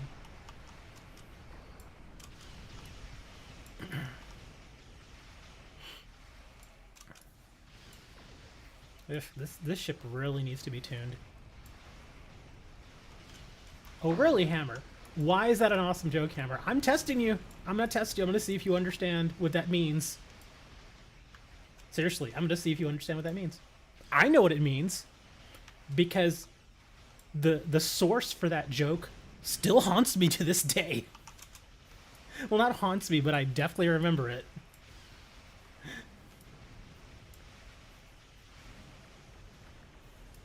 No, no, no. That's not what I meant. It's not a moon butt joke. I guess some people could take it like that, but that's not what the joke was actually about. There is, and you can still find these.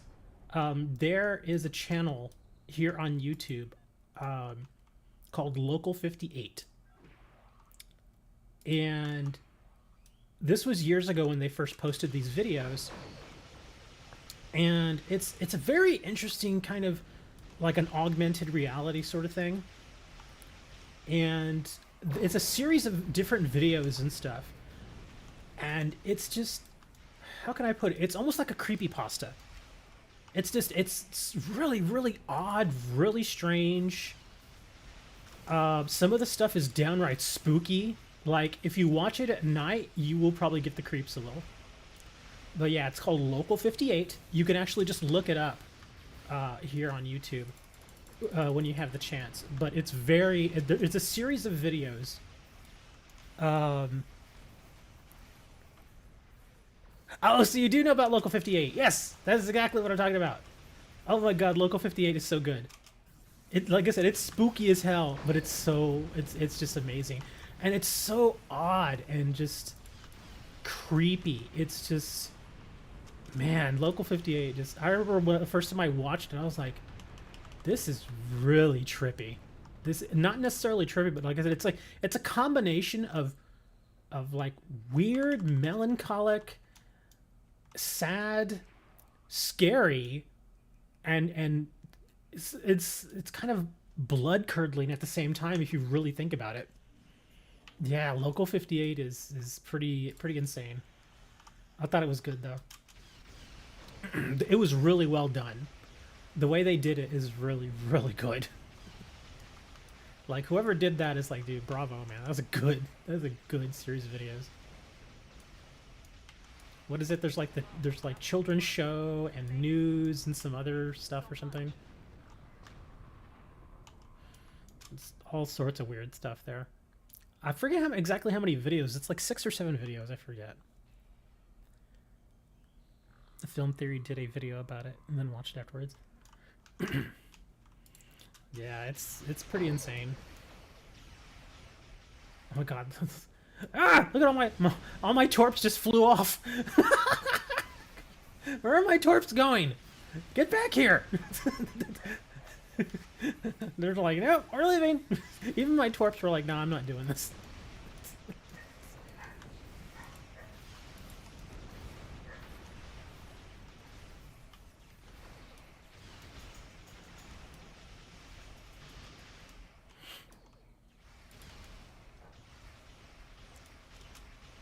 Dre's checking out Local 58 right now, getting creeped out. He's like, what is this, man? Why else scaring me like this? I actually think if you watch the video first, like not the reviews, if you watch just the videos by themselves without having any idea of what it is that you're really getting into, and then you go watch the reviews, then it kind of, you know, you kind of get to listen to other people's idea of how they took the videos and what they think it meant. I think it's better that way. It's better to watch the videos first. And it's my neighbor's dogs. They don't care anymore. They're just barking. But yeah, watch the videos first and then watch the reviews. That's what I would do. Oh my god, these guys do not want to come out over, because look at it, the Lisette is just hanging out over here. The Tane, the Enterprise, and the Lisette are just, yeah, we're just chilling over here at DS9. We're not gonna help you. But yeah, my neighbor and their dogs, they don't care. That's what I was saying. That's the downside of them not caring anymore, because they know they're getting tossed. So they're just like, you know, what are you gonna do? Complain again? It's kind of crappy.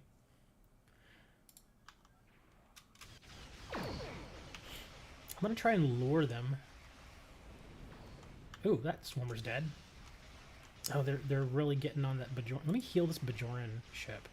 Maybe that will lure them to me. There's 9 videos? Oh, okay. I kind of want to go rewatch it. It's such a creepy series. Like, it's one of those little gems that you occasionally find on YouTube. That's very original and just like, wow. And you think about it, and it's only like, what, 1 or 2 guys made it? And you're like, that is amazing. Oh, she has the worst dogs in the world. She has dachshunds. I absolutely hate those animals. And I'm not talking about her dogs in particular. I just do not like dachshunds. If I would never see a dachshund ever again in my life, I would not miss them. I absolutely hate dachshunds. Because, and I know this from experience. I'm not just talking trash about this. But every single dachshund that I have ever encountered has been a conniving, yappy, loudmouth little bastard. Just an absolute tyrant. And I hate them. And the weird thing is I think that dachshund owners, I think there's nothing necessarily wrong with people who own dachshunds, but it kind of shows you who it is that actually gets those dogs. Because again, like I'm saying, there's not necessarily anything wrong with somebody who owns a dachshund. That's fine, it's a dog, but the dogs have a very, what's the word I'm looking for? Their personality is so inbred in that dog type that it's insane. And the reason I say that is, again, and these are all different dachshunds. I've known at least 6 people who have owned dachshunds, yet the personality of the dogs are all the same. They're all mean, vicious little runts, and they are really tyrants. Like, they're the kind of dog, like, I don't know if you've ever, had a dog or whatever, but if you've ever owned a dog or knew somebody that owned a dog and they put they go and they fill their food bowl and they put the bowl down and the dog starts to growl at them, at the owner. And I'm like, you don't growl at me. That's how I would be. I'm like, I'm the one giving you this food. You do not effing growl at me. But those dogs don't care. They will growl at you. Anytime something happens, they immediately start barking and freaking out. And you can tell them, be quiet, and they will not listen. Not only that, but in the brief time that I actually had to live with the dachshund, they absolutely annihilated my wardrobe. They no joke, they chewed up like 3 or 4 pairs of shoes. And at the time, I had expensive clothing, so that really hurt. They tore up a whole bunch of my shoes. They tore up a pair of pants. They tore up shirts. And of course the owner's not going to replace that stuff. Of course they're not. Because why would they? They're like, it's just a dog. I'm like, no, it's not just a dog. Because I have owned dogs before. And never have I had a dog that just went ape shit on my clothing like that. Never. Only dachshunds that I have known have done that sort of thing, or I've heard have done that thing, where they just go and they start. I mean, some dogs, like, especially if you've only got like a single dog, they may get a little antsy, or they'll get anxious when you leave, and sometimes they will start chewing on your shoe or something like that, or like a house shoe or something. That's a little bit different because that's just the dog being anxious. These dogs will do it right in front of you. Yeah, dachshunds don't care. They'll just destroy everything. And that's why I don't like them. Because they're mean, vicious little termites. I hate them. I absolutely hate them. I have had, and seriously, as much bad talk as dogs like pit bulls. Everybody's, oh, pit bull, they're terrible, they should ban those dogs. I have never had any problems with a pit bull. Never. I've never had one attack me. I've never had one bite me. I've never had one growl at me. Nothing. Nothing like that. I cannot say the same for a dachshund. Every single dachshund I've ever encountered has growled at me. Every single one of them. Even other dogs like boxers. I've never had a boxer growl at me. Or my sister had a big old black dog, a Labrador. Never growled at me. Loved me, in fact. That dog was immediately friendly. It was a friendly dog. Yeah, never had problems with other dogs. The only dogs that I've ever had problems with was I had a problem with a poodle. No joke. I'm not kidding. That's not a joke. I had a problem with a poodle, of which I got made fun of for. Thanks. And then I've had the problems with the dachshunds. But no other dogs have I had problems with. No German Shepherds. German Shepherds are fine. Moons are fine. Shiba Inus. Actual Shibus, yes. Never had problems with those dogs. The only dogs I've had problems with are dachshunds and poodles. Even Pomeranians. You know what a Pomeranian is, right? It's those tiny little... They look kind of like little elvish dogs. They look like little fur balls with legs. It's like if you took a potato, stuck legs on it, and then covered it in really thick, long fur. That's a Pomeranian. But yeah, my friend had a Pomeranian, and that dog was actually... At first, that dog was a little... but you could probably say that about most dogs. But like after about 20 minutes of spending time with the dog was fine. The dog was like, "Oh hey, what's going on, man? Can I hang out over here?" You had a Pomeranian? Yeah, they're okay little animals. They're decent. I guess if I had to take a small dog, maybe I would go Pomeranian. I really would probably prefer a Chihuahua if I went with a small dog. And I know people are again just like, oh well, they're so weird and twitchy. And no, if you get, I'm not talking about a teacup Chihuahua. I'm talking just a regular Chihuahua, the ones that are a little bit bigger. Again, my friend had one of those years ago, and that dog was so chill. That dog would just hang and chill out with us and just be like, "Hey, what's going on, man?" And he was so cool. He would just we'd go to somebody's house and we'd play video games. Dog would be there. Dog would just hang out, be like, "Hey, what's going on, man? What's the deal, bro?" And he'd come over and he'd just sit by you and just chill out. Never barked at us. Never bit us. Nothing. He would just be cool. Just a really cool dog. That's why I would go with one of those Chihuahuas. Again, I think it's partially because of the owner. The owner, he was a really nice dude. He was just real cool. And that's another thing, I think, that whenever you're stressed out or whenever, you have a very stressful life, the dog will pick up on that and they will kind of do the same thing. Like, a lot of people don't realize this, but if you own dogs and you smoke, like if you smoke in the house with the dogs there, that really negatively affects the dog. It can make them very irritable because nicotine doesn't affect dogs the way it affects us. Because with most people, nicotine kind of chills you out a little bit. It helps you with stress, that sort of stuff. But for dogs, it doesn't do that. It trips them out a little bit. It makes them nervous. And it kind of puts them on edge. That's probably another reason why my neighbor's dachshunds are a little insane. Is because they're heavy smokers. You had a little Yorkie. He was bad as hell. Bad in a good way or bad as in just bad? That was the last of them. Pay close attention for the first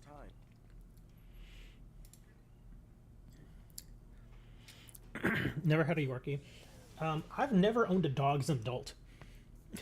Seriously, the last time that I had a dog was when I was a teenager. We had a... Oh, Hell Command. Oh, okay, there it is. We had a dog. We had... was it a pug? I forget exactly what it was. I don't think it was a pug. But it was a dog named... It was a smaller dog. His name was Gunner. And he was actually a pretty cool dog. For a little dog, he was actually pretty good. He again, he never gave us problems, never yipped and yapped like crazy. He never chewed up things, never barfed or pooped all over the floor, that kind of stuff. Yeah, he was a good dog. Reaction videos? Reaction videos are a little harder to do nowadays because YouTube has kind of changed their stance on reaction videos. Because like 5-6 years ago, I know reaction videos was like the big thing. And now it's kind of like, well, people are kind of arguing more and more is, if you do a reaction video, is it transformative enough? Meaning, if, like, say for instance, if you're reacting to like a song or something, and obviously that song is not yours, it was performed by somebody else, and the video is owned by somebody else, and some people would argue, oh well, I'm reacting to this song and this is how I'm transforming it. Now a lot of people are coming back and saying, no, it's not transformative enough, which I think is, I hate to say it, but I think that's true. Your dog swallowed a 500 milligram pill and was super high. What, a 500 milligram pill? What was it, like ibuprofen or something? I imagine that would probably get him a little sick, especially give him a stomach ache.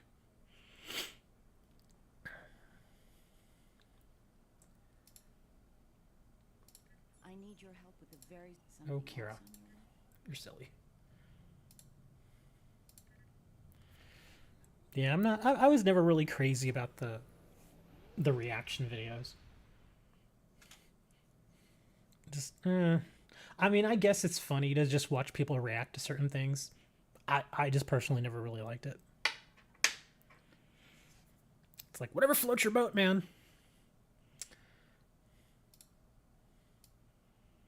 Okay, I'm in the obit system. What's going on? Oh, here we go. I'm in the obit system. How much more do you want me to be here? Do I have to go over here maybe? There we go.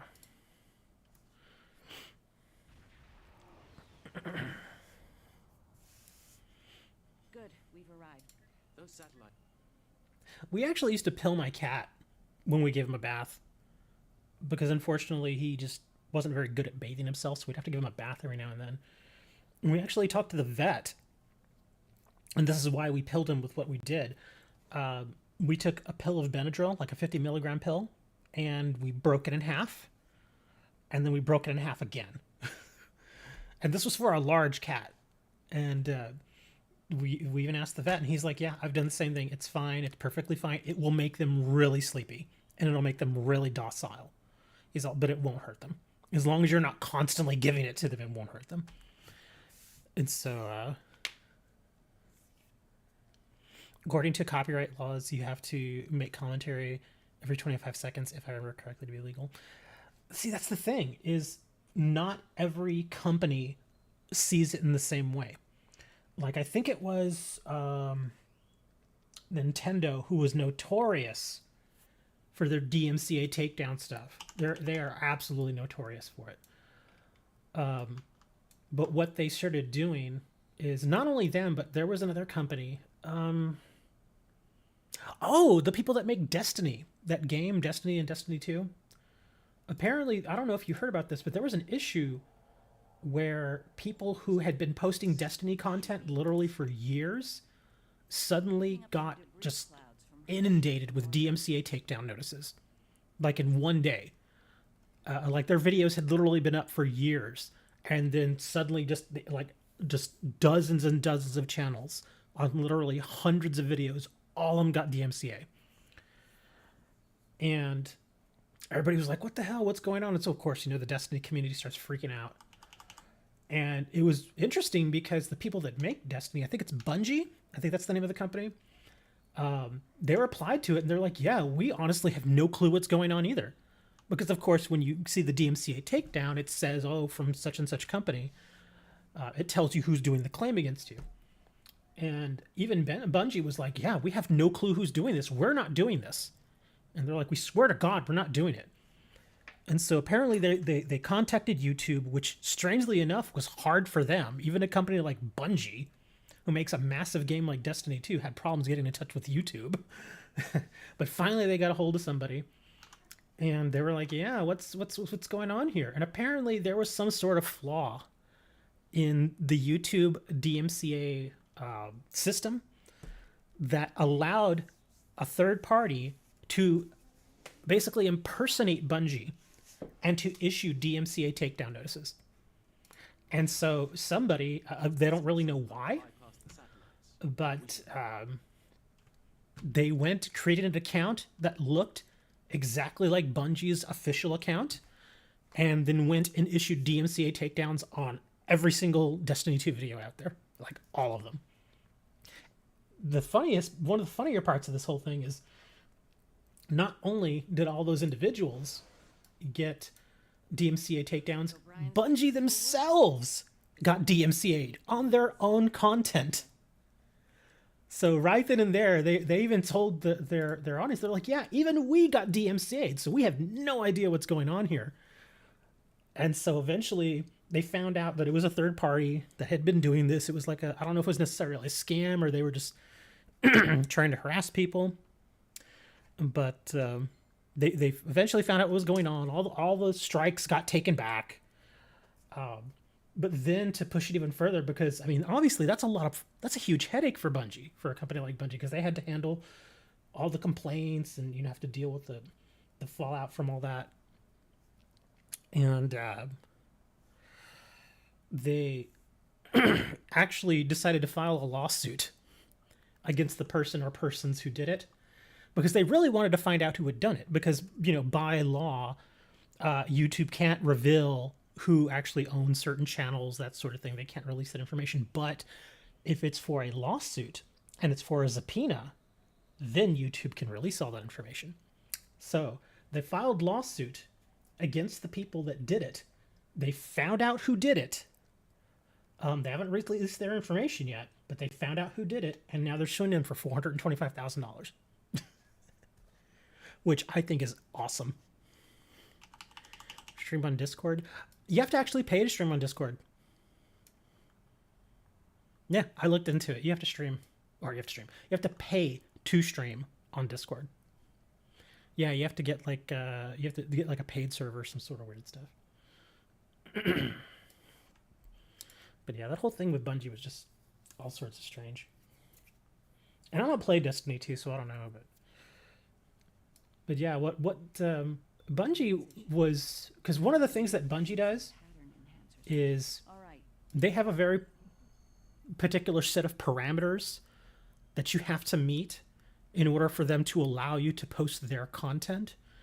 And for them, they have the 2080 rule, meaning that as long as you transform the content at least by about, say, 20% or so, they'll usually let you kind of get away with it and do whatever. They're fine with that.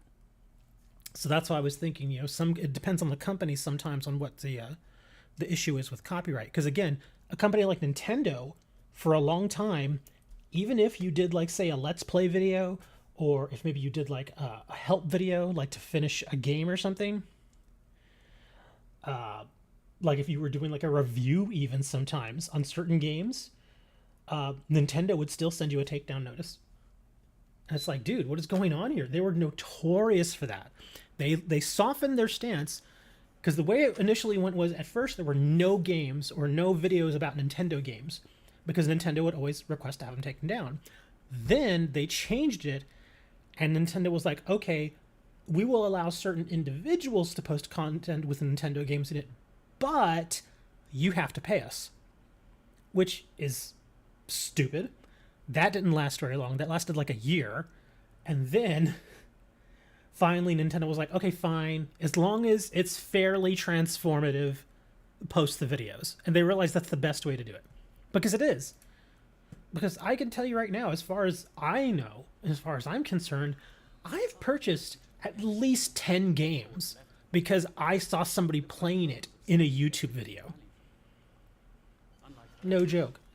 Probably the biggest game that I bought because I heard about it via a YouTube video, and I was watching this person talk about it and kind of build it up before it got released, and that was Fallout 4.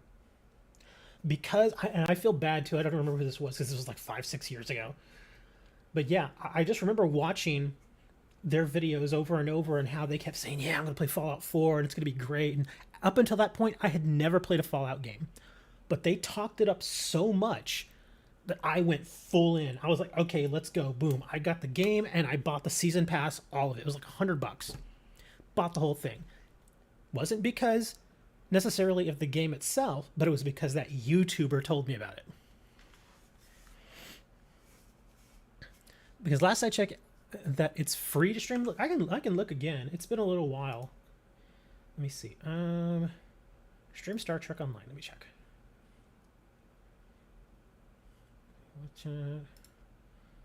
Ready frame rate. Let's see. Oh, there it goes. Oh, okay. Wow. I didn't realize that. Yeah, it used to cost something. Okay, well there it is. it's in the voice channel now.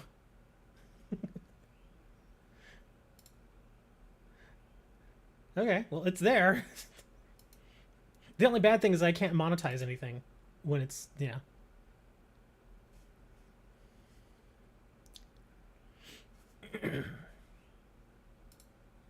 Oh, that's actually a great question, Dre. I actually had to look it up to see if I had any right to post that video at first. From what I understand, if it is a video about true crime, and even if it's from the person who actually committed the crime, if they are committing the crime and recording themselves committing the crime, at that point, since they are breaking the law, they no longer have any say as to how that material is used, unless a judge orders. So, since I took it and I posted it, and it is true crime, and they have no right to the footage, I am able to post it, and I am able to monetize it. Because I'm presenting it as just what it is. It's just the raw video. Because if you look at it, it's completely unedited, obviously unfiltered, and unbleeped. It has everything. So, yeah, I am able to do that. And YouTube is fine with it. YouTube's like, okay. Because they put a sticker on it. They put a little warning saying, hey, there's some, language and stuff in it. But other than that, yeah, I can post it. I actually didn't get paid that much. I made some okay money on it. I would have to check. I can actually look right now. Let me see. Content views. Let me look this up here. Date here. Let me search this here. Yeah, it's got 952,000 views. And it's got tons of comments. It's got like 15,000 comments on it. Okay, let's see. Analytics. Here we go. Monetization.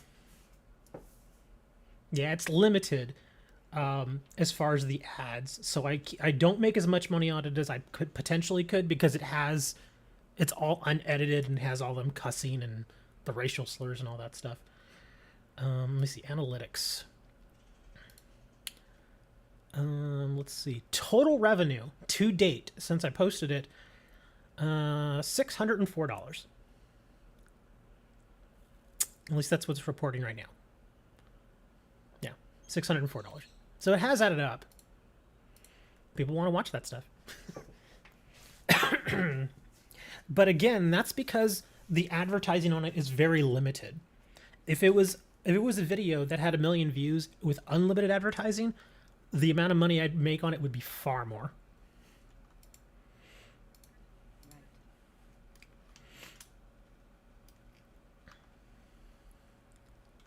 So did I ever get that $600 check? It wasn't a check, it was a direct deposit, but yes, I did get it. I have to pay tax on it.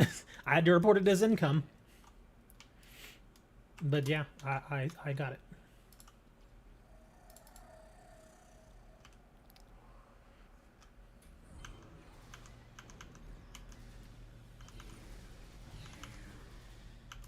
Kira, what are you doing?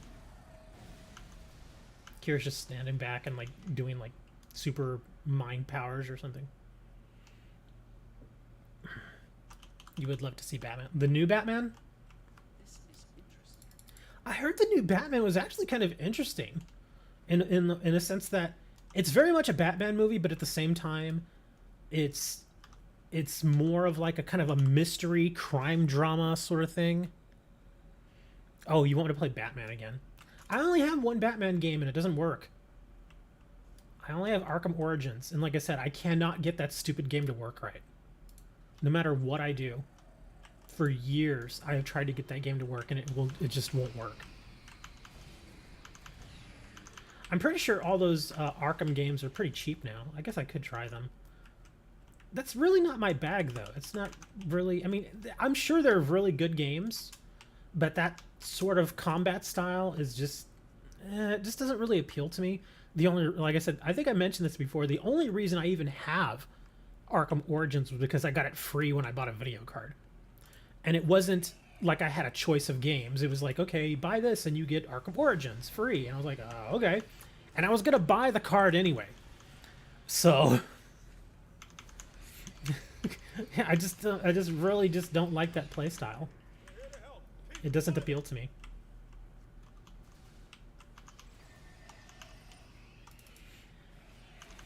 It's kind of like Dark Souls. Oh my god, I have a Gamma Quadrant triple now.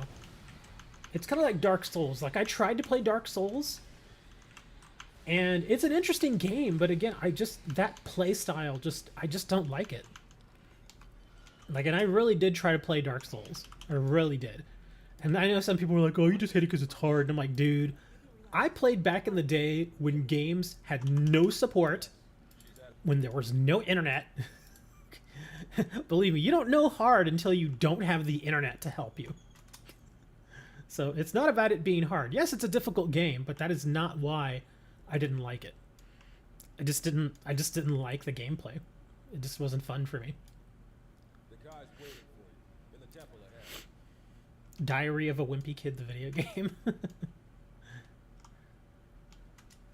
Is there a video game of that? The only reason I even know what that is because one Christmas my niece asked me to get her a book that was Diary of a Wimpy Kid. And I got it for her. She was happy. Truly, the prophets have smiled upon us today. Indeed they have. We have taught the truth. You'll be able to live a normal life away from it. You'll be free. And we have something to bring with us. A miracle. Wish I could skip these. Yeah, I can't get out of these scenes. Is that It's too bad. a blessing from the prophets? The orb of peace. Through it, we ended the war. Yeah. between I'm actually peace thinking and about war. what next video game besides a Pokemon game should I get. I really don't know. Because the only game that I was really kind of looking forward to in the past couple of years was really Cyberpunk. And now I'm over Cyberpunk. I don't want to play it anymore. Even though it's actually on sale right now. You can get it for $30. But yeah, I just it had such a terrible launch that now I'm just like, And I know a lot of stuff has been fixed, but it's one of those situations where the launch was so botched that it just leaves a bad taste in your mouth. It's kind of like Fallout 76. Like Fallout 76 again, the game has become something more than it was. It's apparently a much better game now. But the launch was so horrible that I'm just like, I don't know, I don't trust it.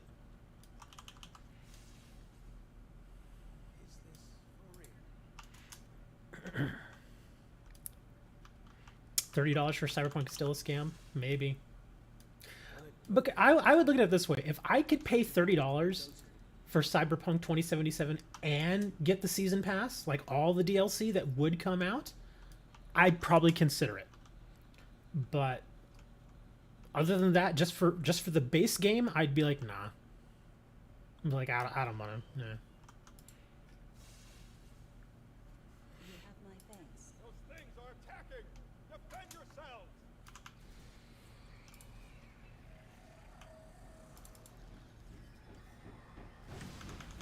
Untitled Goose Game. I heard about that.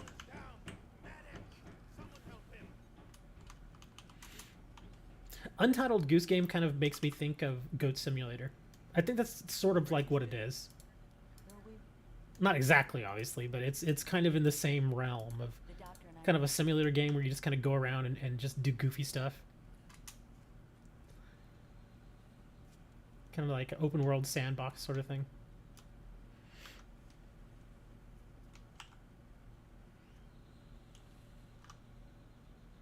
Some sandboxes can be fun, but others... Oh, speaking of which, maybe there is a game that I'm thinking I might want to get. I don't know. I got to see how much they're going to ask for it. But PC Simulator 2. Or PC Building Simulator 2. Because the first one was actually okay.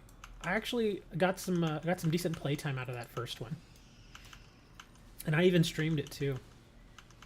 Yeah, PC Building Simulator. This next version is supposed to be really, really solid, but I'll have to see how much they want for it, because the first one, I think I paid like $15 for it, so it wasn't really a ton of money. But if they're asking like $60 for it, I'll be like, no, that's too much. And even then, I don't know how many people would actually want to sit there and watch me building a PC in a virtual world. Oh my God! Look at that thing. Okay, that's the boss. All right, you guys go deal with that. I'm gonna hang back here.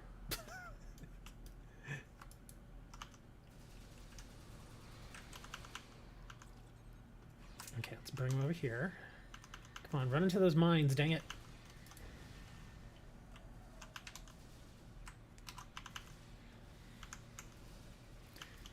Yeah, PC Building Simulator looks like it could be fun. One other game that's a sandbox that I actually enjoyed, but nobody ever really likes to watch, is Universe Sandbox 2. The first one and the second one. The second one is actually much better. I mean, the first one was good too, but the second one just looked so much better and ran much better. And yeah, Universe Sandbox is one of those games, like I said, people just, they would much rather actually play it than watch it, which is understandable. Because once you see somebody playing it for like 5 minutes, you're like, ooh, I want to try that. When your YouTube channel gets monetized, do they ask for your bank information? You will have to link your YouTube account to your AdSense account. If you don't already have an AdSense account, you will need to make one. And if you expect to get paid from AdSense, then I believe, yes, they do require banking information. From what I understand, I don't think you have to get direct deposits. I think there's an option to send you a check. I don't really remember. It's been a long time. But again, just to make things easier, you probably want to have a bank account if you have one. I mean, even if you're not big on bank accounts, there are other services that you can use. There's a handful of different services out there that are sort of like banks, but they're not banks, and you can do direct deposits into them, very similar to a bank. Can you link your PayPal? I have no clue. I don't think so. I've never linked PayPal to AdSense. You just got to remember though, if you get paid through AdSense, which is the only way to get paid through YouTube, you have to report that income. You absolutely have to report it, because even if you don't report it, the IRS will know about it. Because at the end of the year, you will get a 1099 from Google. And so you have to report it. Especially this next year now, for tax season 2022. Last year, you could actually get away with it probably, but the way they do the reporting now is a bit more hardcore. Like, even if you have smaller transactions, now they report all of them, pretty much. Because it used to be that you could have, like, fairly large transactions, like, you know, you could sell something for, like, $1,000, and it'd be fine if you didn't report it because you weren't necessarily a business, that sort of thing. But now, if your total sales, like the total extra income you get from stuff like that, is $600 or more, you absolutely have to report it, because they will know about it. You would watch me play Dead Space. I think I own Dead Space. I think I do. I'm trying to remember. I think I own it through Origin. Because I think it was one of those times they were giving away a free game or something, and I just picked it up because it was free. I do miss when Origin would give away free games. I also have Sims. I own the Sims game. I don't play it anymore, but I own Sims 3.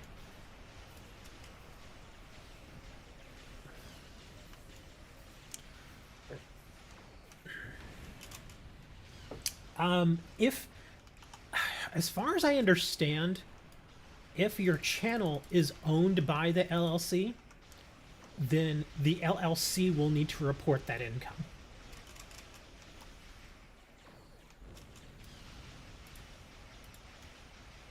But you also have to remember, if you then take that money out of the LLC and use it for yourself, for personal stuff, like if you use it to, I don't know, go get something to eat or go to the grocery store, you have to report that as income, because that is essentially the LLC paying you.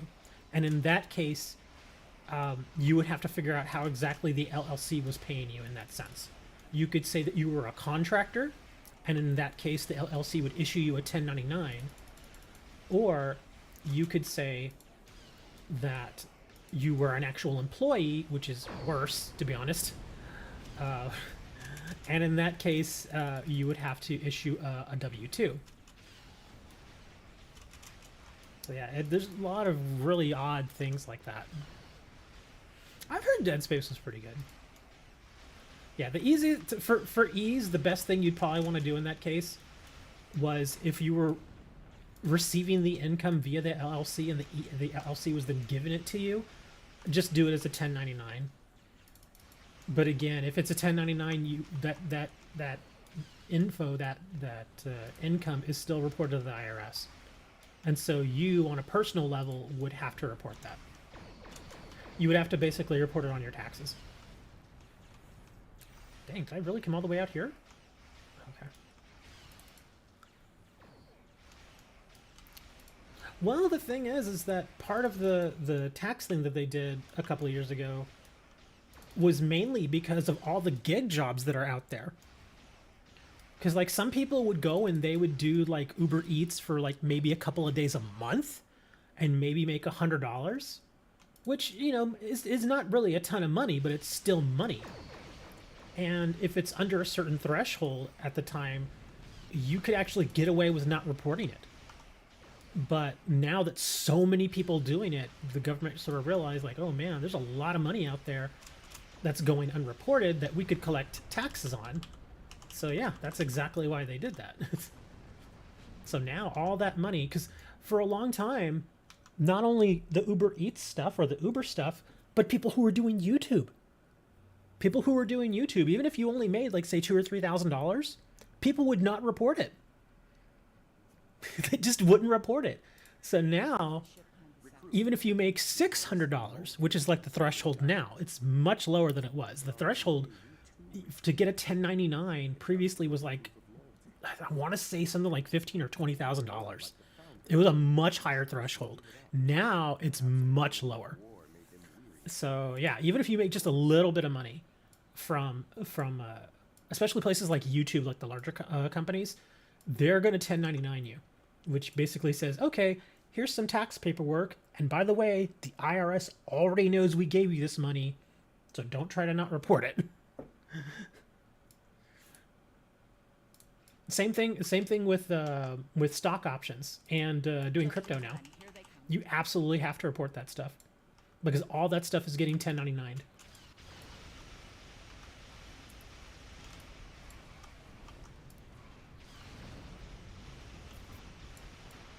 What was the first YouTube check that I had to report? This past year. Yeah, for 2021 I reported. Before that, I think the largest one I got was like $100. It wasn't very much. But again, I was within the law to not report it because it was such a small amount. But like I said, they changed that now. So now I have to report it. Even if I get a relatively small amount, like even if I get paid like $30 for the year, and that would be my 1099, I would still have to report it.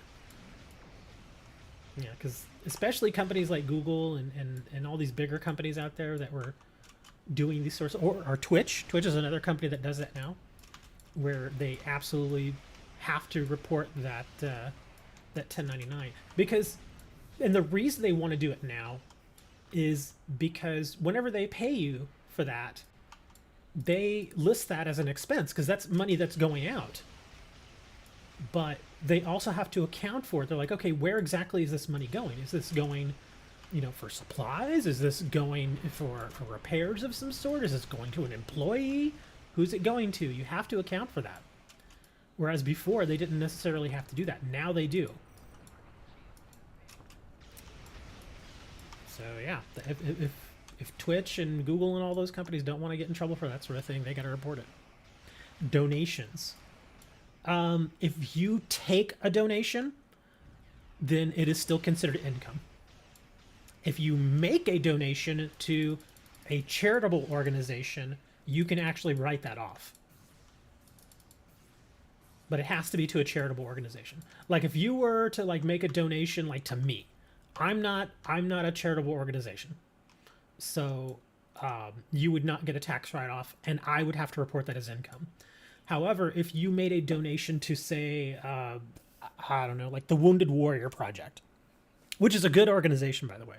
If you made like a $100 donation, you could actually report on your taxes that you made a donation for $100, and you would actually receive a small tax benefit because of that. It's not a ton of tax benefit because it was only $100, but it's still something. Or another good way to help offset your taxes, and a lot of people don't remember or realize this, is you can donate to places like Goodwill. Like if you have old stuff that you don't want, like old clothing, you can donate it to Goodwill. And usually when you go to places like Goodwill, they'll ask you, hey, do you want a card or something to say that you made this donation for your taxes? I always say yes. I haven't donated recently because I just don't have a lot of stuff anymore. But, ouch. Get those mines. But yeah, if you donate to places like that, yeah, always ask for a little receipt. And the cool thing about that is if you donate, say, a handful of old clothes that you just no longer use, they will allow you to claim the value on it. You don't have to have an actual value. Like say, for instance, if it was a shirt that you originally bought for $40, but you've had it for like 5 or 6 years, you no longer use it. Obviously the shirt is not worth $40 anymore, but it's still worth something to somebody. They will allow you to kind of make an estimated value of what you think the shirt would be worth.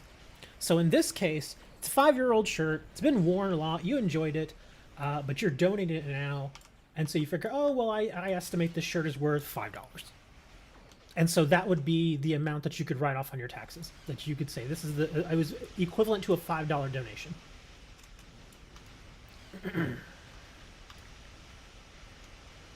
No, you can't file me on your taxes. If you try to file me on your taxes, you'll get in trouble. Seriously, you will get in trouble. Now you're talking about dependents. That's a whole different thing. Are we discussing taxes? Yes, we're discussing taxes. Yeah, I finally was able to finish my taxes on Saturday. Because I just had so much stuff I had to go through. Because the way that they want you to break it down is the way I initially broke it down, and the way we used to be able to break it down was just, okay, this is how much I paid for product, this is how much I paid for supplies, this is how much I paid for services. And that was it. I could report that. But now they want you to break it down even more. So I had to go through all of my receipts all over again. I was like, ugh. Which is fine. It's just, you know, when they make changes like that, you don't necessarily know until you try to file your taxes. And then, like I said, plus I had a whole bunch of 1099s. I had a lot of 1099s this year. Man, nobody wanted to kill these guys. What are they even doing out here? Yes, I unfortunately, I cannot get away with doing the 1040 easy anymore. Those days are long gone for me. Yeah, I remember being a teenager and doing 1040 easies. Being 18 and filing that 1040 easy, seeing how much am I getting back this year? $700. All right, you know. Being 19 and getting $700 back, it was awesome. And now I'm an adult. And I was jazzed to get a return this year. I was like, oh my god, I actually got a return. How much did you donate last year? You tell me. I don't know. How much did you donate to charitable organizations? I have no clue. If you're talking about how much money you sent me, that is not a charitable organization. So that is not tax deductible. But as far as how much you gave me, it didn't break it down for me. Whenever it pays me out in the 1099, it just says this is the lump sum that we are paying you, and that is combined super chats and ad revenue. It's all lumped together.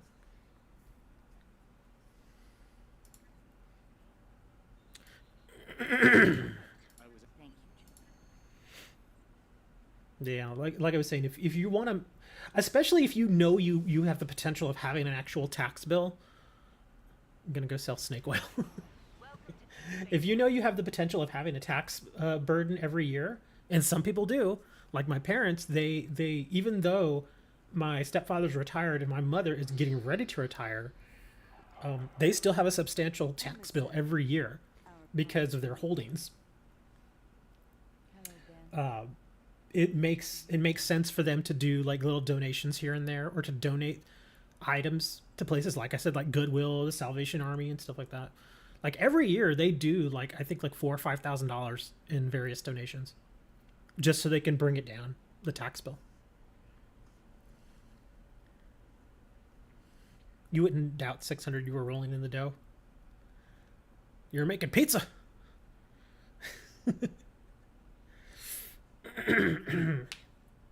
The weird thing is that funny that you mentioned sell snake oil, because in this day and age you can get away with selling just about anything. Seriously, you just make something and somebody will buy it. And that's why I think I'd mentioned this in Discord or on some of my other shows that the manufacturing sector in this country is just, it's like, why would you not start trying to manufacture something right now, like at this very minute? Because there are so many things that are so easy to make right now, even in the US, even with our higher salaries and our higher taxes here than, compared to China, you could still make a good product and not have to worry about getting it over here from China and sell it here and make mad money. I'm amazed that people don't do it. If I had the money, I'm not kidding, if I were in touch with venture capitalists and maybe a more experienced business manager, I would try to open a plastics factory right now. If I could, I would try to find a state with very, very low, if not no taxes, like Texas. And I would find a city that is still relatively small, so the taxes on any building that I would have there would be far less, and the rent or anything would be far less too. And I would open up a plastics factory, and I would make things, no joke, I would, and this is coming from my own experience here, I would make things like top loaders for trading cards, because the business in some sectors, as far as, not every game is booming right now still, but there are still some games out there that are doing very, very well, and cards are still selling really quickly. For, overall cards are selling quickly, and we still need top loaders, we still need penny sleeves, we still need the semi-rigids for PSA submissions, we still need all that. I still have a hard time sometimes getting things like top loaders. And the fact that the prices and the value of top loaders has doubled over the last 2 to 3 years, man, you could make massive amounts of money right now if you were able to get in the market and do that. In fact, there's actually, what is the name of that company? There's another company that I had never heard of before. Never heard of them. I've heard of BCW. I've heard of Cardboard Gold. Obviously, I buy a lot from them. I've also heard of Beckett. Those are the bigger ones, but there was another company. Let me see if I can find them. Yeah, this is a newer company. I never heard of them, so I haven't purchased their product because I don't know if they're any good. But I may eventually buy it just to see how good they are. Let's see. Hold on. No, top loaders.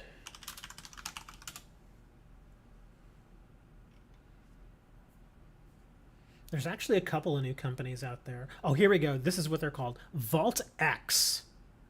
I had never heard of these people, but apparently they are now in the top loader market.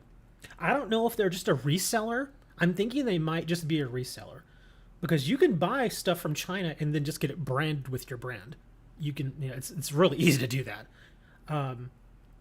But yeah, there's this company called Vault X now that has been selling these for some time now. They're a little expensive though. Oh, actually, this isn't too bad. Well, this is cheaper than it was. Like, here's one. Here's a listing I'm seeing here. Vault X top loaders 3x4. Oh, these are 35 point. Huh. Wow. Okay. Yeah. Oh, that's actually not terrible. These are 35 point top loaders. A little thicker. Usually the standard ones are 20. But these are 35 points, so you could fit a thicker card in there, or at least a handful of cards. And for a 50 pack, it's $13. For a 100 pack, it's $23, which is actually less than it used to be. The pricing's come down a little bit, but it's still pretty expensive. But yeah, they're one of the newer players in the top loader game, and they're selling a ton of product. They're selling so much stuff right now. In fact, they have their own store too. Wow, yeah, they're even making binders and stuff now. They've got binders, deck box. Oh, they have penny sleeves too. I did not realize they were selling penny sleeves. See, they sell dice. Yeah, they're doing all that stuff. So yeah, like them, I would probably get into this market. But of course, to back yourself up, you also want to get into other plastics market. Start making Funko Pops. No, all that stuff is licensed. The Funko stuff is all licensed. And if you don't hold the license, you can't make any of it. Well, technically you could, but you're probably going to get sued. In fact, I can pretty much guarantee that you're going to get sued. But stuff like top loaders, there's no copyright on making top loaders. It's just a piece of plastic. That's all it is. There are other things that you could make for the trading card business, like BCW. In fact, you've probably seen some of these in some of my pictures or videos. I have these like gray hard plastic. Here's one in my hand. You can't see it, but it's like a gray, very, very rigid, very hard plastic tray that I use for sorting cards. These things are awesome, actually. They're a little expensive, but man, are they good. I bought them when they were only like $16 for like 6 or 8 of them, I forget. But these things are awesome. I would want to make stuff like this because these semi-premium products like this, they do sell really, really well. And they're actually not that much more expensive to make. Yeah, like these things are awesome. I'm so glad I bought these. I was actually thinking that maybe I shouldn't because I bought 3 sets of it all at the same time, which was like $80 or something. It was I forget exactly how much I paid for it. With shipping and everything, it was like $80. It was a lot of money at the time. But yeah, I'm so glad I bought them because I use them every single day, and they don't wear out because it's that really, really hard, tough, rigid plastic. So I love that. I guess you could make a steel one, but those things would be heavy as hell. Then make a Funky Pop, the ripoff, obvious ripoff. But again, yeah, you still could. They would have to be all original characters, because again, all that stuff is licensed. Like whenever you see like those Walking Dead Funko Pops or the Pokemon Funko Pops, all that's in a license agreement. It's a licensing agreement between them and like Turner, or between them and Disney, or them and the Pokemon Company. Basically means that by letting them use their character likenesses, they have to pay them a certain amount of money. So yeah, if I tried to go and make a Pikachu and sell it, I would definitely get sued, and I would lose. So yeah, you can't do that. It had to be original characters. Like now, you could make a parody of Pikachu. That's protected. It would have to be obviously Pikachu, but obviously not Pikachu at the same time. That's what it would have to be. Oh wow, how am I only level 62? Are you kidding me? Oh, I was trying to get 63. Oh no, wait, I can join it now. Okay, we're good. Never mind. Oh, if I join First Contact now, I can go in. Okay, here, join. What kind of top loaders were stolen from me? Oh, it was a case of 100 points. Was it 100? Let me double check. Yes, 100 points. Approximately $120. My cost was $120. It was 500 top loaders. And yeah, it hurt. It stung in two ways. It stung because obviously it was $120, and it stung in the second way because I was already really, really low on those top loaders because I use them to send out orders. Usually, if it's a larger order, but I can still fit it in an envelope, I can pack up to like 11 cards into that particular type of top loader and send it off, and it's fine. Did I get them back? No, I didn't. I did not get them back. In fact, I already thought about it. Next year, I'm putting that as a loss on my taxes. You can do that too. I think it's harkening back to taxes. If you get robbed, if somebody breaks into your car, if somebody steals something material from you, if you get your identity stolen, you can report that as a loss on your taxes. So yes, next year I am definitely reporting that as a loss on my taxes.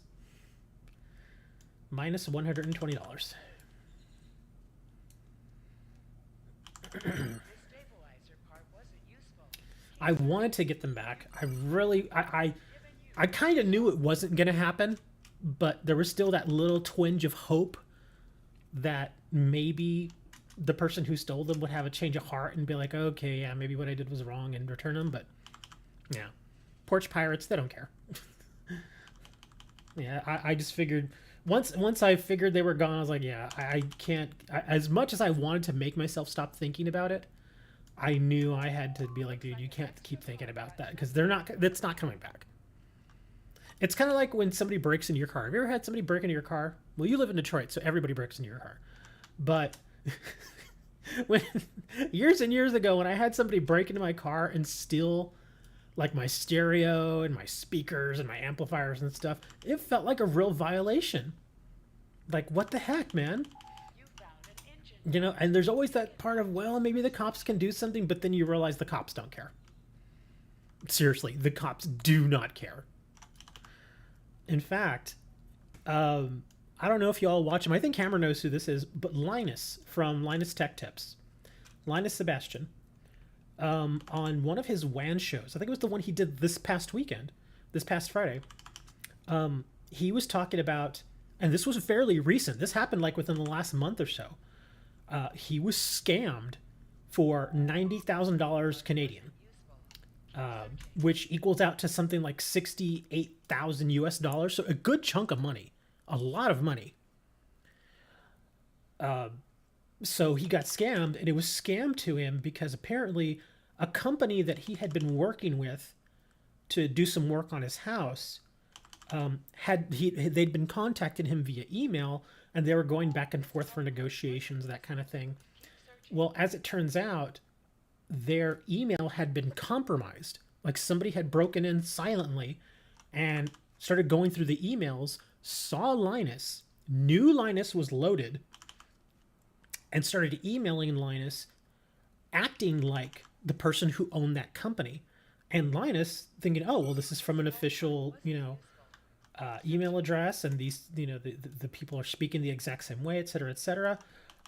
They just kept the email chain going. And so eventually they're like, okay, well, here's the deal. This is what we're going to do. And this is how much it's going to cost. And he and Linus came to an agreement, and Linus was like, okay, I'll get you the money, I'll wire you the money, et cetera, et cetera. And so they did that. As it turns out, literally right after they wired the money, they found out that that company's email had been compromised. And Linus wasn't the only victim there. There were a few other people that got targeted too. But of course, Linus is like, oh my God, that's a good amount of money. What do I do here? And so of course, obviously he contacted the main company and said, hey, there's a problem going on here, but they couldn't really do much except try to secure their email.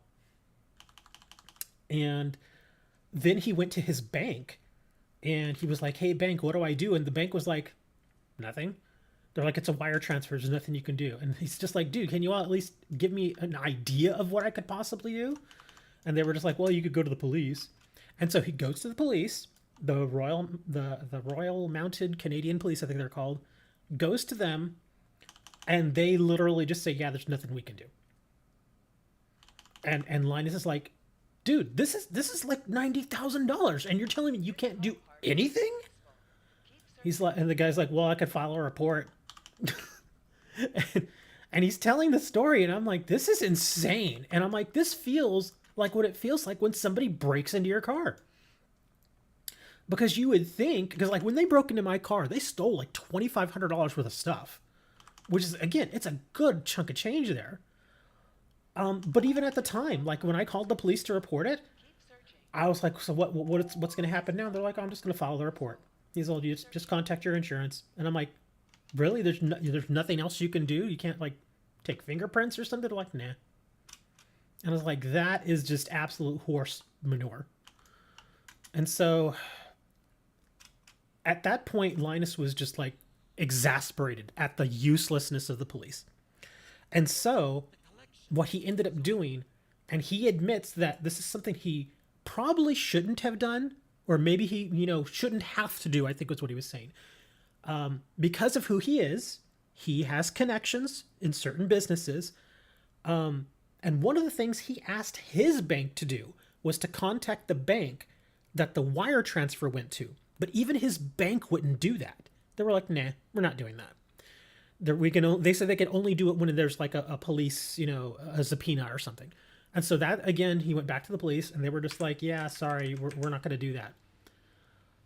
And so he called in a favor. He was able to get in contact with somebody that worked at the bank where the transfer went, because you can still trace it. It's a wire transfer. You can find out what bank it went to. So again, he contacted somebody at the bank that he knew through some other people, and anonymously they told him, okay, yes, you didn't hear this from me, but the money is still there in the account, and the account's been frozen pending investigation, which was not for anything the police had done or anything his own bank had done, simply because it was an account that was apparently still relatively new, and it was a good chunk of money, which is why the receiving bank put a hold on it. And again, the police were not going to help him do what this phoned in favor was going to be doing. His own bank wasn't going to help him do this. The only reason he was able to find out what was going on was he had to call in a favor. And the only reason he was able to do that was, again, because of who he was. And the point he was making was that any average person that would have this happen to them would be 100% screwed. Like, absolutely screwed. Because, again, the average person isn't going to have the fame or popularity of Linus. He's not going to have the connections that Linus does in all the various businesses that he works with. Your average person is just going to have to sit there and take it. And that, he says, is what pissed him off the most, because it was well within their power to do something about it. They just didn't want to. They didn't think it was worth their time, even though it was 90,000 Canadian. And he made a perfect point there. I was like, that's absolutely true. They just didn't want to do anything. It is. It's 100% effed up that they just didn't want to do anything. Linus came back, again, within the same show. He was like, I got my money back. So he did get his money back. But again, it was no thanks to the police, no thanks to his bank. It was because he was, like I said, he basically just used his popularity to call in a favor to find somebody who worked at that other institution, and they were the ones who let him know what was going on. And he finally got that bank to talk to his main bank, and that's how that got sorted out. Is they finally said, oh yeah, that's right, our customer said that money was illegally transferred or something, and that's how they got their money back. And again, the whole point of the story was that any average person, they'd just be screwed. It would just be completely screwed. And one of the better things that kind of landed on his side as far as luck goes is that the money wasn't transferred like overseas or something. It was transferred to a bank that was also in Canada, which made it that much more accessible. But at the same time, that also pissed him off more, because you would think it's not like a bank that's like in India somewhere, where you can't get a hold of anybody and they don't speak the same language as you and that sort of stuff. No, it was a bank that was right there in Canada. And they still didn't want to help him. And I'm just like, wow. Wire transaction.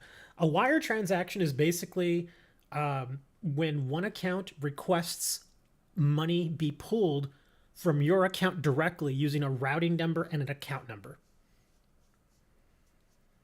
That is a wire transfer. And the thing is, I guess maybe it's just different in Canada, or maybe I'm just kind of out of the loop.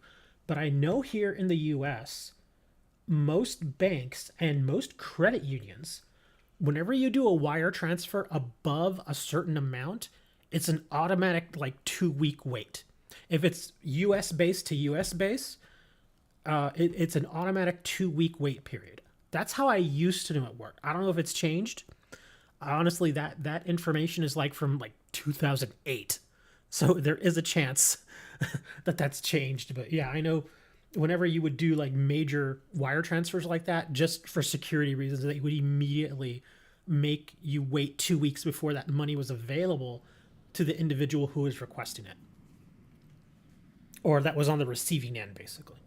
Because it was, I mean, it's fairly easy to do, to basically rip somebody off like that. And that's what they were trying to do. That was the whole reason behind them getting into that company's email and conversing back and forth with Linus and pretending like they were that company.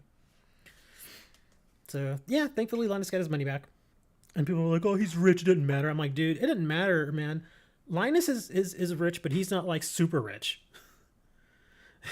So $90,000 still hurts. Like him losing $90,000 would be like if somebody ripped me off for like $4,500. I could find a way to absorb that, but it would still really, really hurt. It'd be like, ouch. Like, well, I guess we're not eating out for the next year. You're just a little tired. Why are you tired, Moni? You're like, because it's midnight where I am. Oh, speaking of which, Moni, are you going to Ukraine? Didn't you say you were going to Ukraine? You were going to go hang out with those hot Ukrainian women that would shoot you if you got them angry?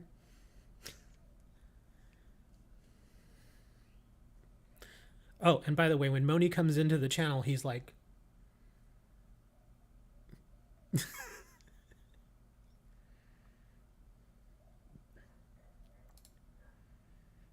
Why would you want to hurt the mayor? What does the mayor have to do with blue cheese?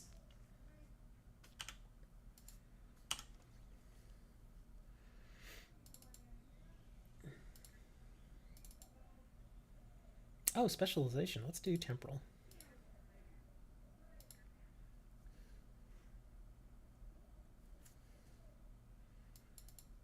She's like, your loss. Ooh, that's a lot of dilithium. Oh, that's right. I have to invite this thing. Let's see. Dang, I'm still only level 63. Can I? Oh, man, I still can't claim. I need to hit level 63 so I can go to my... Hold on. Let me see events. Oh, there. Okay, never mind. Here we are. Reclaim rewards. This is what I was looking for. Let's see. Ground equipment. We're going to get our little synth. We're going to get our Janeway. Oh, lightning. Nah, I don't really want that. Let's see. Deflectors. Bozeman. Revolutionary. This is what I was talking about earlier. Whenever you earn a reward, like these rewards in the events, even if you make characters later on, you can still claim them on those new characters. So like all these sets, like this revolutionary set that I have here, if I wanted to, I could reclaim the entire set again and put it on this character too. Which is pretty awesome. Yeah, same thing here with the Bajoran stuff. And just reclaim it later. Oh, even ships too. Some of the ships like that. The Eisenberg, Rizzing Weather. I missed a lot of ships because these all came out when I wasn't playing. I took like a 2-year break. I didn't play for a while. But I do have these other Breen ones. Rizzing Corvette, Cruiser, Ferengi Warship. The warship's okay. I love this ship. Oop. You've been forcefully disconnected. What? Why have I been forcefully disconnected? Hold on.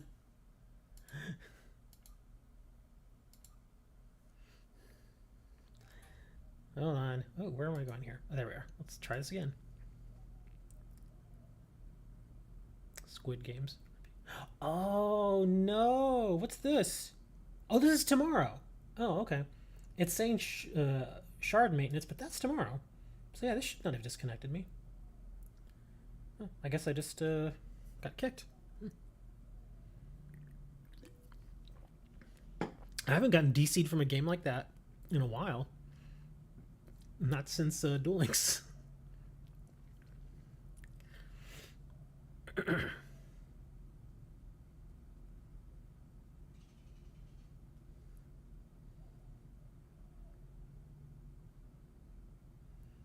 Oh, you gotta be kidding me. What is going on here?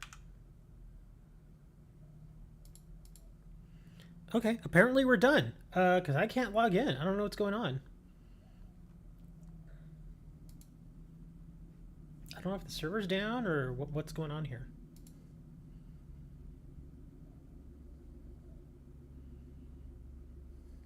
Weird. Well, that was fun. Playing another game. Now I'm gonna go take a break, man. I've been streaming for almost 3 hours. That's probably the game telling me, nah, dude, you gotta go chill for a little while. Alright. Thanks for hanging out, guys. It was fun. No, I'm not playing Uno. I guess I'll see you all next time. I'll be in Discord. Play Dead Space. Never played it. Happy Wheels stream. Happy Wheels. I haven't played that game in forever. Anyway, I'll see y'all next time, guys.